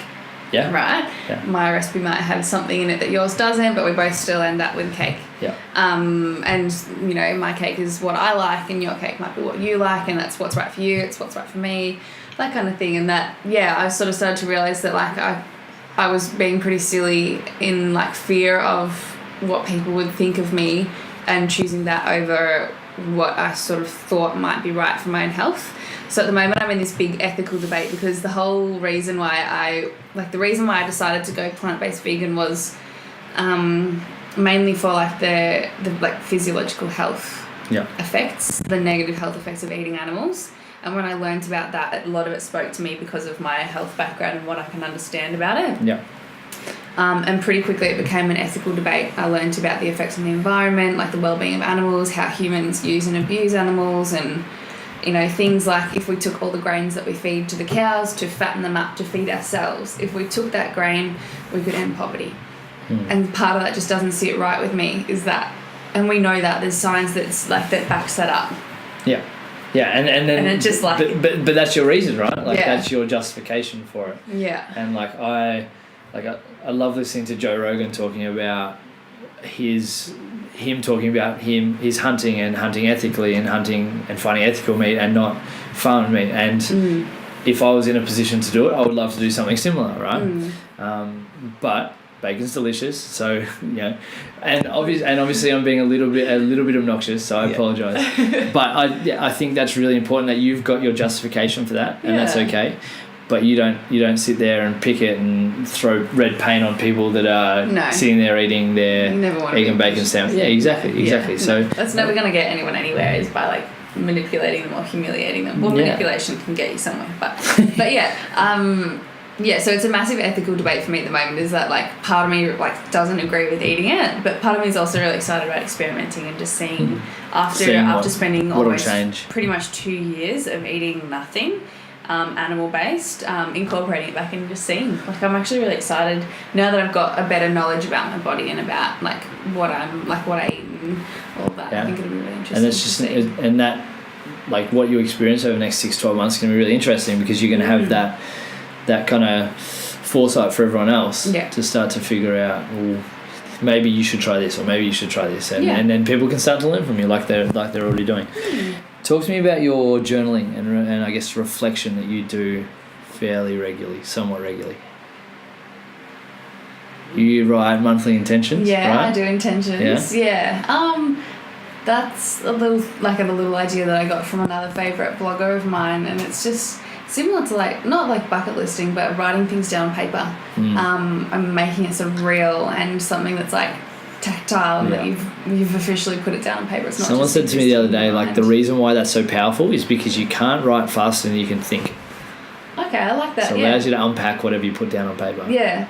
You don't have to think about it. I like that. How's writing your intentions helped? And what's your, if you don't mind, what's your process you go through? So I guess I just think about things like each month, things that I've either been lacking, or maybe something that I'd like to do, or something that I'd like to improve on, or like a gap somewhere that I feel like I can work on, or just something like, and then things that like I've always thought, like, you know how it's like, say someone says like, oh, I like blah blah skydiving, and you go, oh, I've always wanted to do that. Like, write that down. That's the opportunity for you to write that down. Like, you know, why would, like, stop saying like, oh, one day, you know, write it down, do it. Like, what's stopping you? You know, that kind of stuff. So yeah, just little things like that. For me though, they've been like, the reason I write intentions instead of monthly goals is that I want them to be like a continual process, and that like not at the end of the month, or it's not just going to be like achieve that goal, move on, forget about it. It's like, it's things that are just going to keep building on each other. And how long have you been doing for now? July I started, so pretty much 6 months. Yeah. So I started and I'd write like 5, 6, 7 kind of intentions, but December I thought like I'm going to make it really simple, and it's self-love, practice more self-love. Awesome. Which, as I said in the post where I explained, is that means a lot. There's so many different things to self-love. It's huge. What it can look like. Yeah. What are the 2 things that you want to leave behind in 2017? That I want to leave behind? Yeah. One of the intentions, I'm sure I wrote it down, I can't remember what month, was to not let fear of failure. Do not let fear of failure hold me back from doing things. I've signed up to go to India. I'm going to go traveling, like things like that, where I've like, I have no idea why or like what it is, but something in me has always held me back and said like, no, not now, like, you know, you'll fail, blah blah blah. So yeah, to not let that. I love that, and it's like, I think it's pretty cool that we can almost force ourselves to grow and achieve by simply jumping online and booking something. Like maybe, I can't remember how long ago it was now, maybe September, I booked a holiday to, maybe it was even earlier, I booked a holiday to South America in March, right? So 6 weeks in South America. I've never left my business for more than like 12 days, maybe 10 days. Yeah, probably 10 days before, without being here. And that scared the shit out of me. But I kind of went, well, you know what? If I don't spend the time away from Virtus, it'll never change. It'll always just be me, you know, doing all the things that I need to do. And that decision, like the difference between then and now, like I've got 3 extra staff members that are now taking on, you know, 15, 20 hours of work that I was doing. And that's freed my life up to be able to focus on growing the business down the track. So that scared the shit out of me, but it excited me at the same time. Yeah. And I kind of went, well, I have to, it's on me. I have to make it work between August and March or whenever it actually was. And that's, it just forced me to do it. Yeah. So that failure Like if I just sat on my hands and didn't do anything and got to March, went, hey guys, see you in 6 weeks, everyone's like, wait, what? What's happening? Like, then I would have failed. Yeah. But that ability to force, like, and I say force myself, but I forced myself to do it because I wanted to do it, because it was something I desired. And you've done exactly the same thing. Like you have to go to India now. You've booked it. I've paid for it. Yeah. Like, I mean, I could forfeit, but like you're not going to do that, right? And like silly. Something that you've, like, having a couple of chats to you about it, you've been kind of umming and ahhing about. Yeah. Knowing probably deep down that was what you really wanted. To do. I spoke about it for so long. Yeah. Yeah. And now you're doing it. Yeah. And that it only took, like, how long do you reckon you actually properly thought about booking it before you actually clicked that button and booked it? Probably a couple of weeks before like an opportunity popped up on my radar with the company that I'm going with. Like that popped up, and then it was a couple of weeks where I was like, I met up with one of the guys that's running it. One of my favourite guys, Melbourne-based yoga teacher. His name's Josh. Hi, Josh. Shout out. Love him. And like we got off for coffee and sort of chatted about it, and he said, like, I can tell that, like, you're ready for it and this is going to be great for you. And that was, I guess, sort of like that permission that, like, this is right for you. Yeah. And then that quote that you say, and it was all, like, in my mind, and I was like, just doing it. Just a couple of things. Yeah. That's all it takes. That's good. Really that ability to be that little bit impulsive sometimes. Oh, yeah. And have that imperfect plan that you execute violently right now is going to be so much better than that imperfect plan you do, or that perfect plan that you just try and sort out maybe down the track. But yeah, that whole tomorrow or later thing, like that's a curse. You've just got to break through it and make some stuff happen. Okay. The other one? Oh yeah, the other one. I asked for 2, didn't I? Yeah, yes. Good. We also spoke about 5. You asked me for 5 things that I learned at nursing or something. I only took 1. That's okay. Anyway, the other thing that I'm going to leave behind in 2017.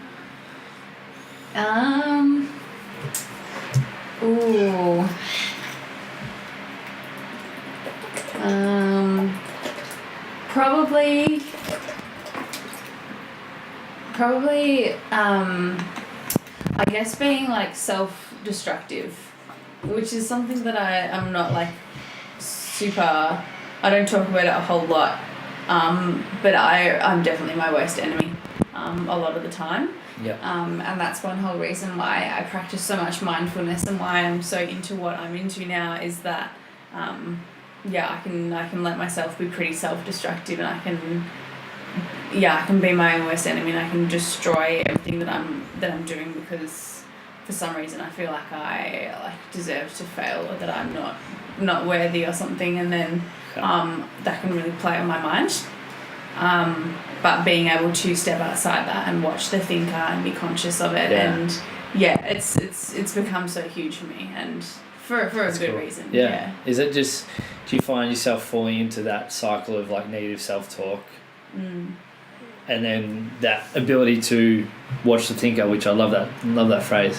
Is that the one thing that allows you to come back to it and go, you know what, I need to be better, and I need to be nicer to myself. Yeah. I think everyone out there needs to be nicer to themselves. Yeah. And needs to treat themselves with like you would treat your best friend. Yeah, and weirdly enough, it seems easier for us all to be mean to ourselves or negative about ourselves or harsh towards ourselves than it is to be nice to ourselves. Yeah. So that's probably one of the main things, and that, I guess, plays back into practicing more self-love and that kind of stuff is it's a practice, and it's a regular thing that you need, right? Like practice if you consistently be nice to yourself, you're going to be a very positive person. And if you consistently tell yourself you're not good enough, you're probably going to be fairly miserable. And it's not something that you can just go, back and forth between. Like, I think it's something you've really got to work on, and you've got to consciously make that decision to work on. Yeah. What are the 2 things you're focusing on in 2018? Flipping that question. So, 2 things I'm focusing on. I've one of the key reasons why I'm so excited about going to India and becoming a yoga teacher is because I would love to sort of amalgamate my passion for healthcare, using self to give to others, and like yoga, mindfulness, meditation, just like movement, exercise, and like the sort of holistic body and health and mind, and like nursing and healthcare professional. I'd love to be able to marry those together somehow. That's cool. Do you know what that looks like yet? Yeah, so that's one of the things that I was saying, like I don't usually talk to people about it, like bucket list, and how I've been like telling a few people lately, but I'd love to, like the first step I can see is becoming a yoga teacher. That's why I've done that. Yeah. Signed up for it. But I'd love to like either, this is pretty ambitious, but either own my own business or be part of a business that is doing that whole using self verse that is using self. Can I have a job? No, is using self to play give your cards to, right, maybe. I'll hit you up in September next year. No, is using self to give to others. But I'd really love to have like a focus for healthcare professionals and Cool. I don't know, not just nurses, but anyone anyone that dedicates their life to giving to others. Yeah. Because you can spread that out pretty wide. Like huge. Like teachers are a big one. Like we had a little sorry to hijack your answer a little bit, but we had a little seminar like session with a bunch of teachers early in the year, and like it was purely they came in expecting to be trained and smashed and to work hard, and we purely made it a session about mindfulness and self-love and resetting breathing and and taking care of muscles that have been overworked because of sitting all day and to get completely out of their heads for an hour and just be, and like some of the best feedback we've ever had from a session, and they weren't expecting it, but we identified that like these guys are like stressed as fuck. They got an incredibly difficult job. They're dealing with 25 little brats every day over and over and over again. And I say that I was probably one of those little brats back in the day, so I apologize to all my teachers, but like that ability to go, I think anyone that helps people is consistently giving part of themselves to those people daily. And that's a really cool, I guess, part of it that you've identified that needs help. And so like giving back to those that dedicate their lives to giving to others, and that always ties back to the whole can't pour from an empty cup, and who looks after. I read a quote ages ago that says like, who cares for the carers when they don't care for themselves? Who cares for the carers? That's way too heavy. But that happens, and then another quote which I was telling someone recently, a grad nurse, a brand new grad nurse, messaged me and said like, do you have any advice? And I said no, like none of your patients are ever gonna, and this is what someone said to me, like none of your patients are ever gonna turn around and thank you for skipping your meal breaks. Never, ever. I've skipped many and many meal breaks, therefore like impacting on my own well-being.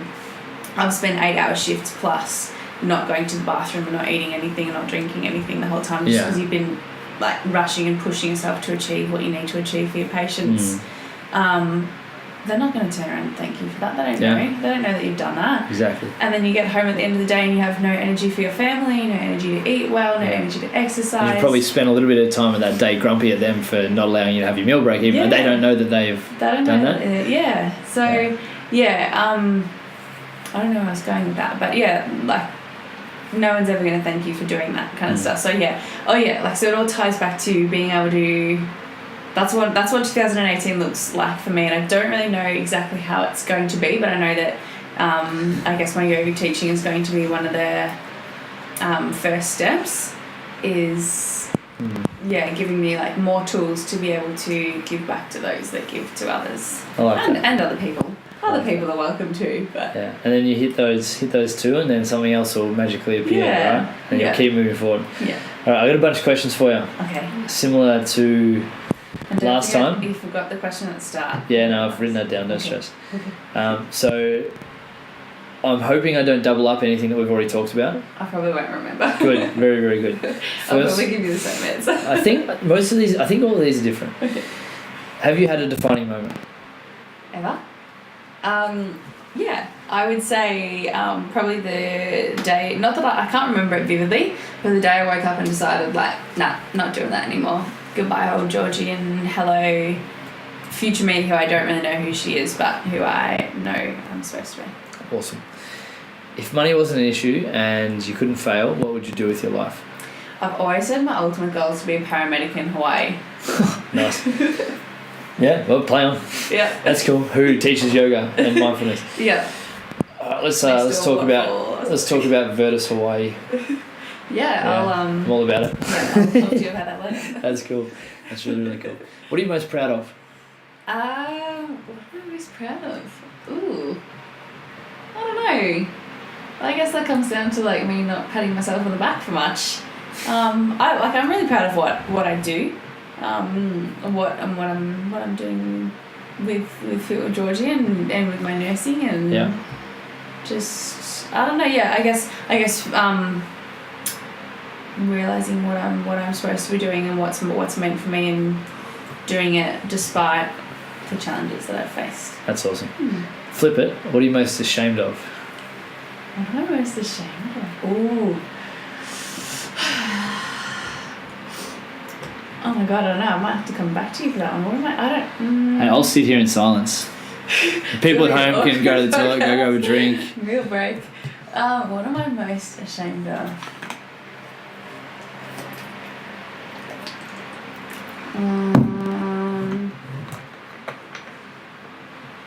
It's weird that nothing pops into mind. I would have thought something like straight away would pop into mind. Probably coming back to how I said I can be somewhat self-destructive sometimes is that I know that what I do and when I'm doing it, it's just getting into like a negative spiral, and I know that it's bad, and I can catch myself watching the thinker, and I can catch myself in that by continuing to choose the negative and that negative spiral, because sometimes wallowing in your own self-pity is great and addictive. 100%. So probably knowing that there's a better option but not taking it. I like that. I like that a lot. Yeah. Who's your hero? Who do you look up to and why? Who is my hero? I've never had like a specific like that's my person. Yeah. Who is my hero? It's gonna be another awkward silence. It's okay. I got plenty of time. Who do I look up to and why? Those listening at home, Georgie's squirming at the moment. Yeah, I am. A blank stare on my face. Considering I literally like not stopped speaking for the past 2 hours. Pretty much.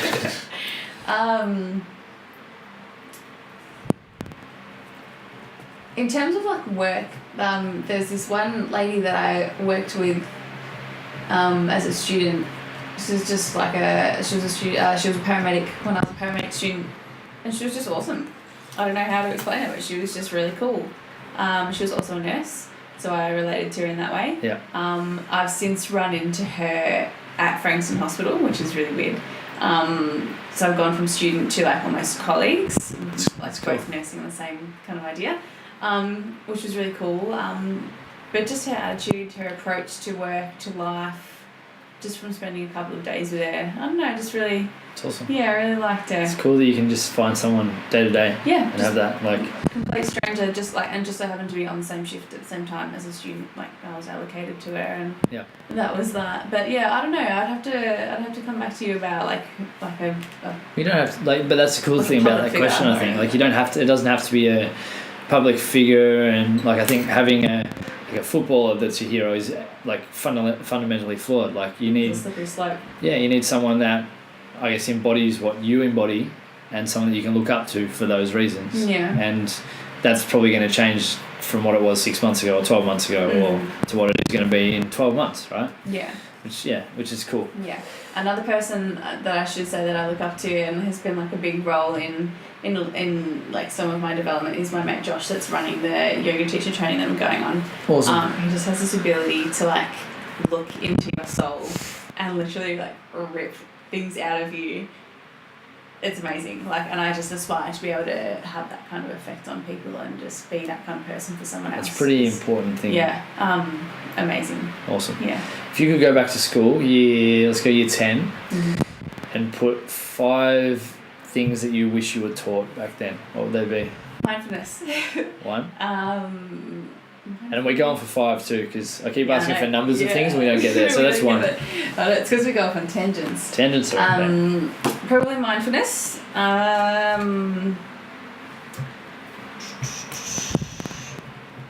mean, like, is it really cliche to say stuff like, I mean, I don't know how to get a loan for a house or get a mortgage. That is genuinely the biggest answers I've been getting lately. Like, no one ever told us what the frick is super. But that's exactly it. Like, that's real life stuff. Yeah. What? But I think the system.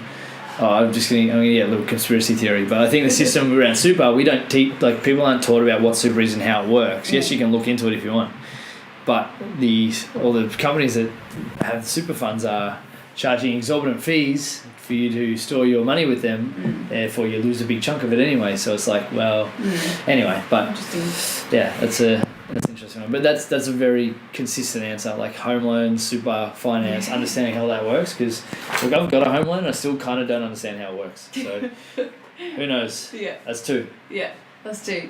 Something else I wish I learned when I was in year 10 is that. What was I going to say? I was going to say something. That not fitting in, like, with what's going on, or that what everyone else is doing is not a bad thing. I like that. And that sort of ties into, like, why I started with Georgie and all that kind of journey. Is that it's okay to not fit in, and that's not a bad thing. Yeah, that's really important. It's something that a lot of people don't necessarily understand or learn until they're like late 20s, 30, 40. Yeah. Ever, maybe. I don't know. Yeah. That's 3. 2 to go. Another thing I wish I learnt when I was in year 10 is I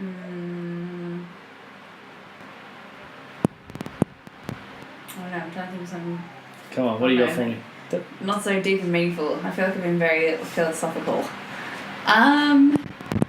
Maybe that. What do I wish I learnt in year 10?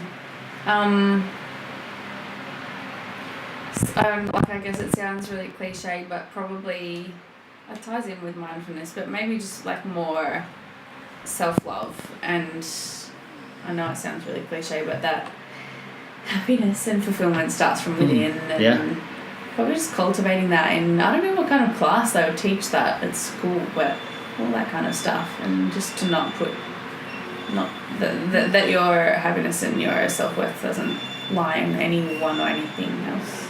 Yes, that's pretty powerful. Especially I went to an all-girls school, a private all-girls school, and that can get pretty nasty sometimes. Could imagine. Yes. So that. And probably another one would be just that, like what we've spoken about, is that you are not necessarily what's happened to you, and that you have the choice. So I didn't really realise until maybe I was like 19, 20s that I had a different choice on how to react and how to behave. Yeah. Is growing up and knowing that whatever's happened to you at school, or like how you're brought up, is that you don't have to be like that if that's something that you don't feel is right. Yeah, that's cool. I like that. Is that 5? That's 5. Good. How good? Do you have a mantra? Not really. No, I don't have much. I've got lots of favourite quotes and that kind of stuff.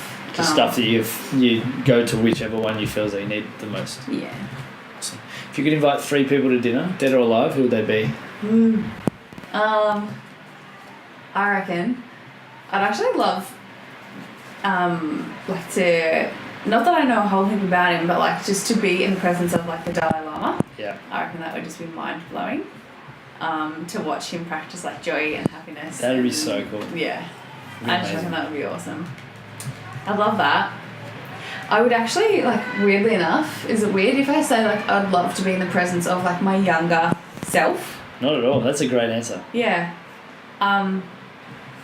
Because when I was younger, I wish I had someone, not someone like me, that sounds really big-headed, but I wish I had someone like that to look up to, you know, as I said, I was looking up to girls in bikinis, modelling and looking skinny. That's cool. So yeah, like I'd love to pick the brains of my younger self and just... That's deep. Figure out and talk to her about what's important to her, and yeah, and with the insight that I have, I reckon that would be really, really cool. Awesome. And the third person, dead or alive, who else would I like? I know, maybe someone really funny. I've always wanted to meet Candace Swanepoel, who's my favourite Victoria's Secret angel, which is completely contrary to everything we do. Yeah, good. I'll bring Candace just for fun. She's pretty. She'll be good to look at. Gotta have something to look at while we get some enlightenment from the Dalai Lama. Yeah, and while we eat our vegan meal. Awesome. A couple of favourites to finish off. Favourite fun fact? Favourite fun fact is that I used to be massive on facts. Oh my god. Quick fact. It's not really a fact, but what noise do giraffes make? I don't know. You tell me. I have no idea either. It's not a fact, but like, I don't know. When we're done, guys, just Google what noises do giraffes make. I assume it's like a chomping, slurping sound while they eat leaves. I don't know. If you can mimic it, or if you can like. Yeah, I'm not even going to try. Good. I like that. Favourite album of all time? Music album. Oh, I'm not a music person. Oh. I don't know. I'm just, like, I think. What's the last bit of music you listened to? I went to the Paul Kelly concert over the weekend. I actually really like Paul. It's actually How to Make Gravy Day in a couple of days. Is it? He's done that. It's which was like a month ago for you guys listening, which is weird. I gotta stop mentioning that. Yeah. I'm so jealous that you went. It was really good. Awesome. What's your favourite Paul Kelly song? From Little Things, Big Things, Great. Oh, yeah. So I'm very jealous. He's an amazing artist. Yeah. Did you know that I met him on holiday once and he made me eggs for breakfast? Bullshit. How? Where? Port Douglas. Oh, that's a burst. Yep. Came back, he said, do you want to have eggs? And I was there with my family and we were like, yep. So I made his eggs. Yep. That's the best. My claim to fame. I'll give you my autograph later if you want. Yeah, that's super. You didn't make a gravy though. Was there gravy on the eggs? No. Okay. They probably weren't like organic fair trade eggs either, but whatever. Can't win them all. It's Paul Kelly. Shit. That's super cool. What's your favourite alcoholic beverage? My favourite alcoholic beverage. I like a bit of cider. Good. If I'm gonna drink alcohol. I feel like I need to say gin because that's what. Don't need to say gin. No, I do like a good gin and tonic. Good old espresso martini. Awesome. And can't go wrong with red wine. I don't drink a whole lot of alcohol, but a little bit here and there. What's your favourite resource for new information? YouTube. Awesome. I love it when people give YouTube. Yeah. It's good. Visual. I'm like a visual learner, so I love looking at stuff. What's your favourite book? My favourite book, one that I have just finished reading, which is called The Untethered Soul. And that talks a lot about consciousness. That's cool. A lot about the quote "Watch the Thinker" is from The Power of Now by Eckhart Tolle, but The Untethered Soul is by Michael Singer, and he's got another book which I haven't started reading it yet, but it talks a lot about Peter. It talks a lot about like you are not your thoughts and you're not your brain, you're not your ego, you are the one behind all of that watching that happen. And it was just like a completely different perspective. I put a lot of highlighted quotes of that on my IG story, and lots of people have since bought the book and messaged me telling me that they love it. So for the uninitiated out there, IG, Instagram, I assume. IG. What's your favourite quote at the moment? Oh, I really like the one that I just posted on my Insta the other day. That we spoke about it earlier. Not all those that look. No, I now can't remember what it is. Not all those that need help look like people that need help. Yeah. I really like that. That really resonated with me. But I always fall back to my all-time favourite quote, which is "There's beauty in everything, but not everyone can see it." Awesome. Last one. Tell me a joke. Oh my god. Was this the question at the start? Oh no, I haven't asked you that yet. That was the second last one. Oh my god, I don't have a quote. I mean, joke. Oh my god, I'm not very funny.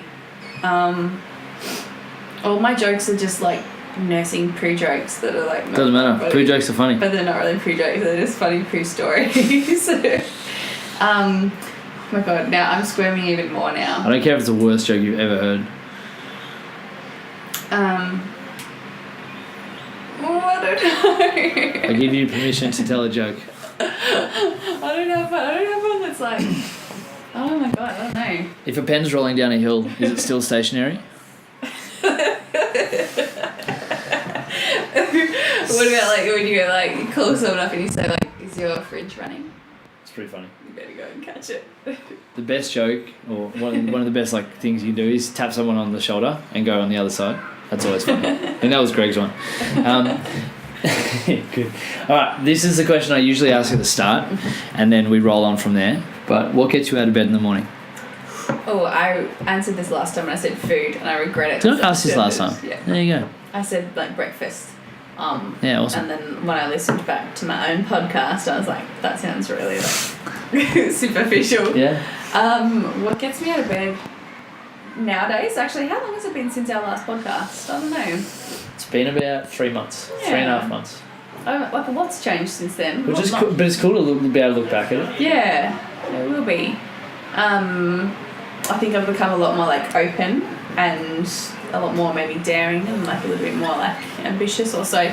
So what gets me out of bed would be just that drive, and like I feel like there's been like a fire ignited within me that really believes that I can chase that dream of mine, and instead of just having it as like this thing inside my head that like I want to do this thing that's going to help people, is that I've actually started to put the wheels in motion, and it might take me another 4 years, or it might be really slow, or but even if all else fails and I go to India, become a yoga teacher and come home and never teach, I've got that knowledge, and that's going to help me in all walks of life, not just teaching yoga. I love that, and it's a cool lesson that like how much we can change and grow and progress in 3 months. Yeah. When like everyone, like you kind of think of growth and progression and stuff, and you think, oh, it's going to take like years and years and years, but if you put yourself in the right environments and read like you do and learn like you do and listen like you do, then you're going to fast track your development so much, which is cool. So good from you. Yeah, giving yourself permission to do it, I guess, is so that drive to really chase what I want to do, and like that bigger picture. Like at the moment I'm a nurse and like I do yoga, but I'd love to be able to say like, like I work in wellness, or obviously I still want to be like nursing, like on the floor, and one day I'll be a paramedic as well, and so to be able to have that like direct patient care kind of thing, but then to be able to just benefit the community, who can then also become patients at some stage, maybe one day. I love that. I love the vision. It's awesome. It fits in really well to like everything that I guess we stand for and that we're trying to grow. So the more people like you, the better the world will be, and hey, everyone wins. Better place. Everyone wins. Anything else? No. Mate, thank you very much for coming on. This is awesome. You smashed it. Thanks for having me. You had nothing to say, right? Nothing. I don't know what to say.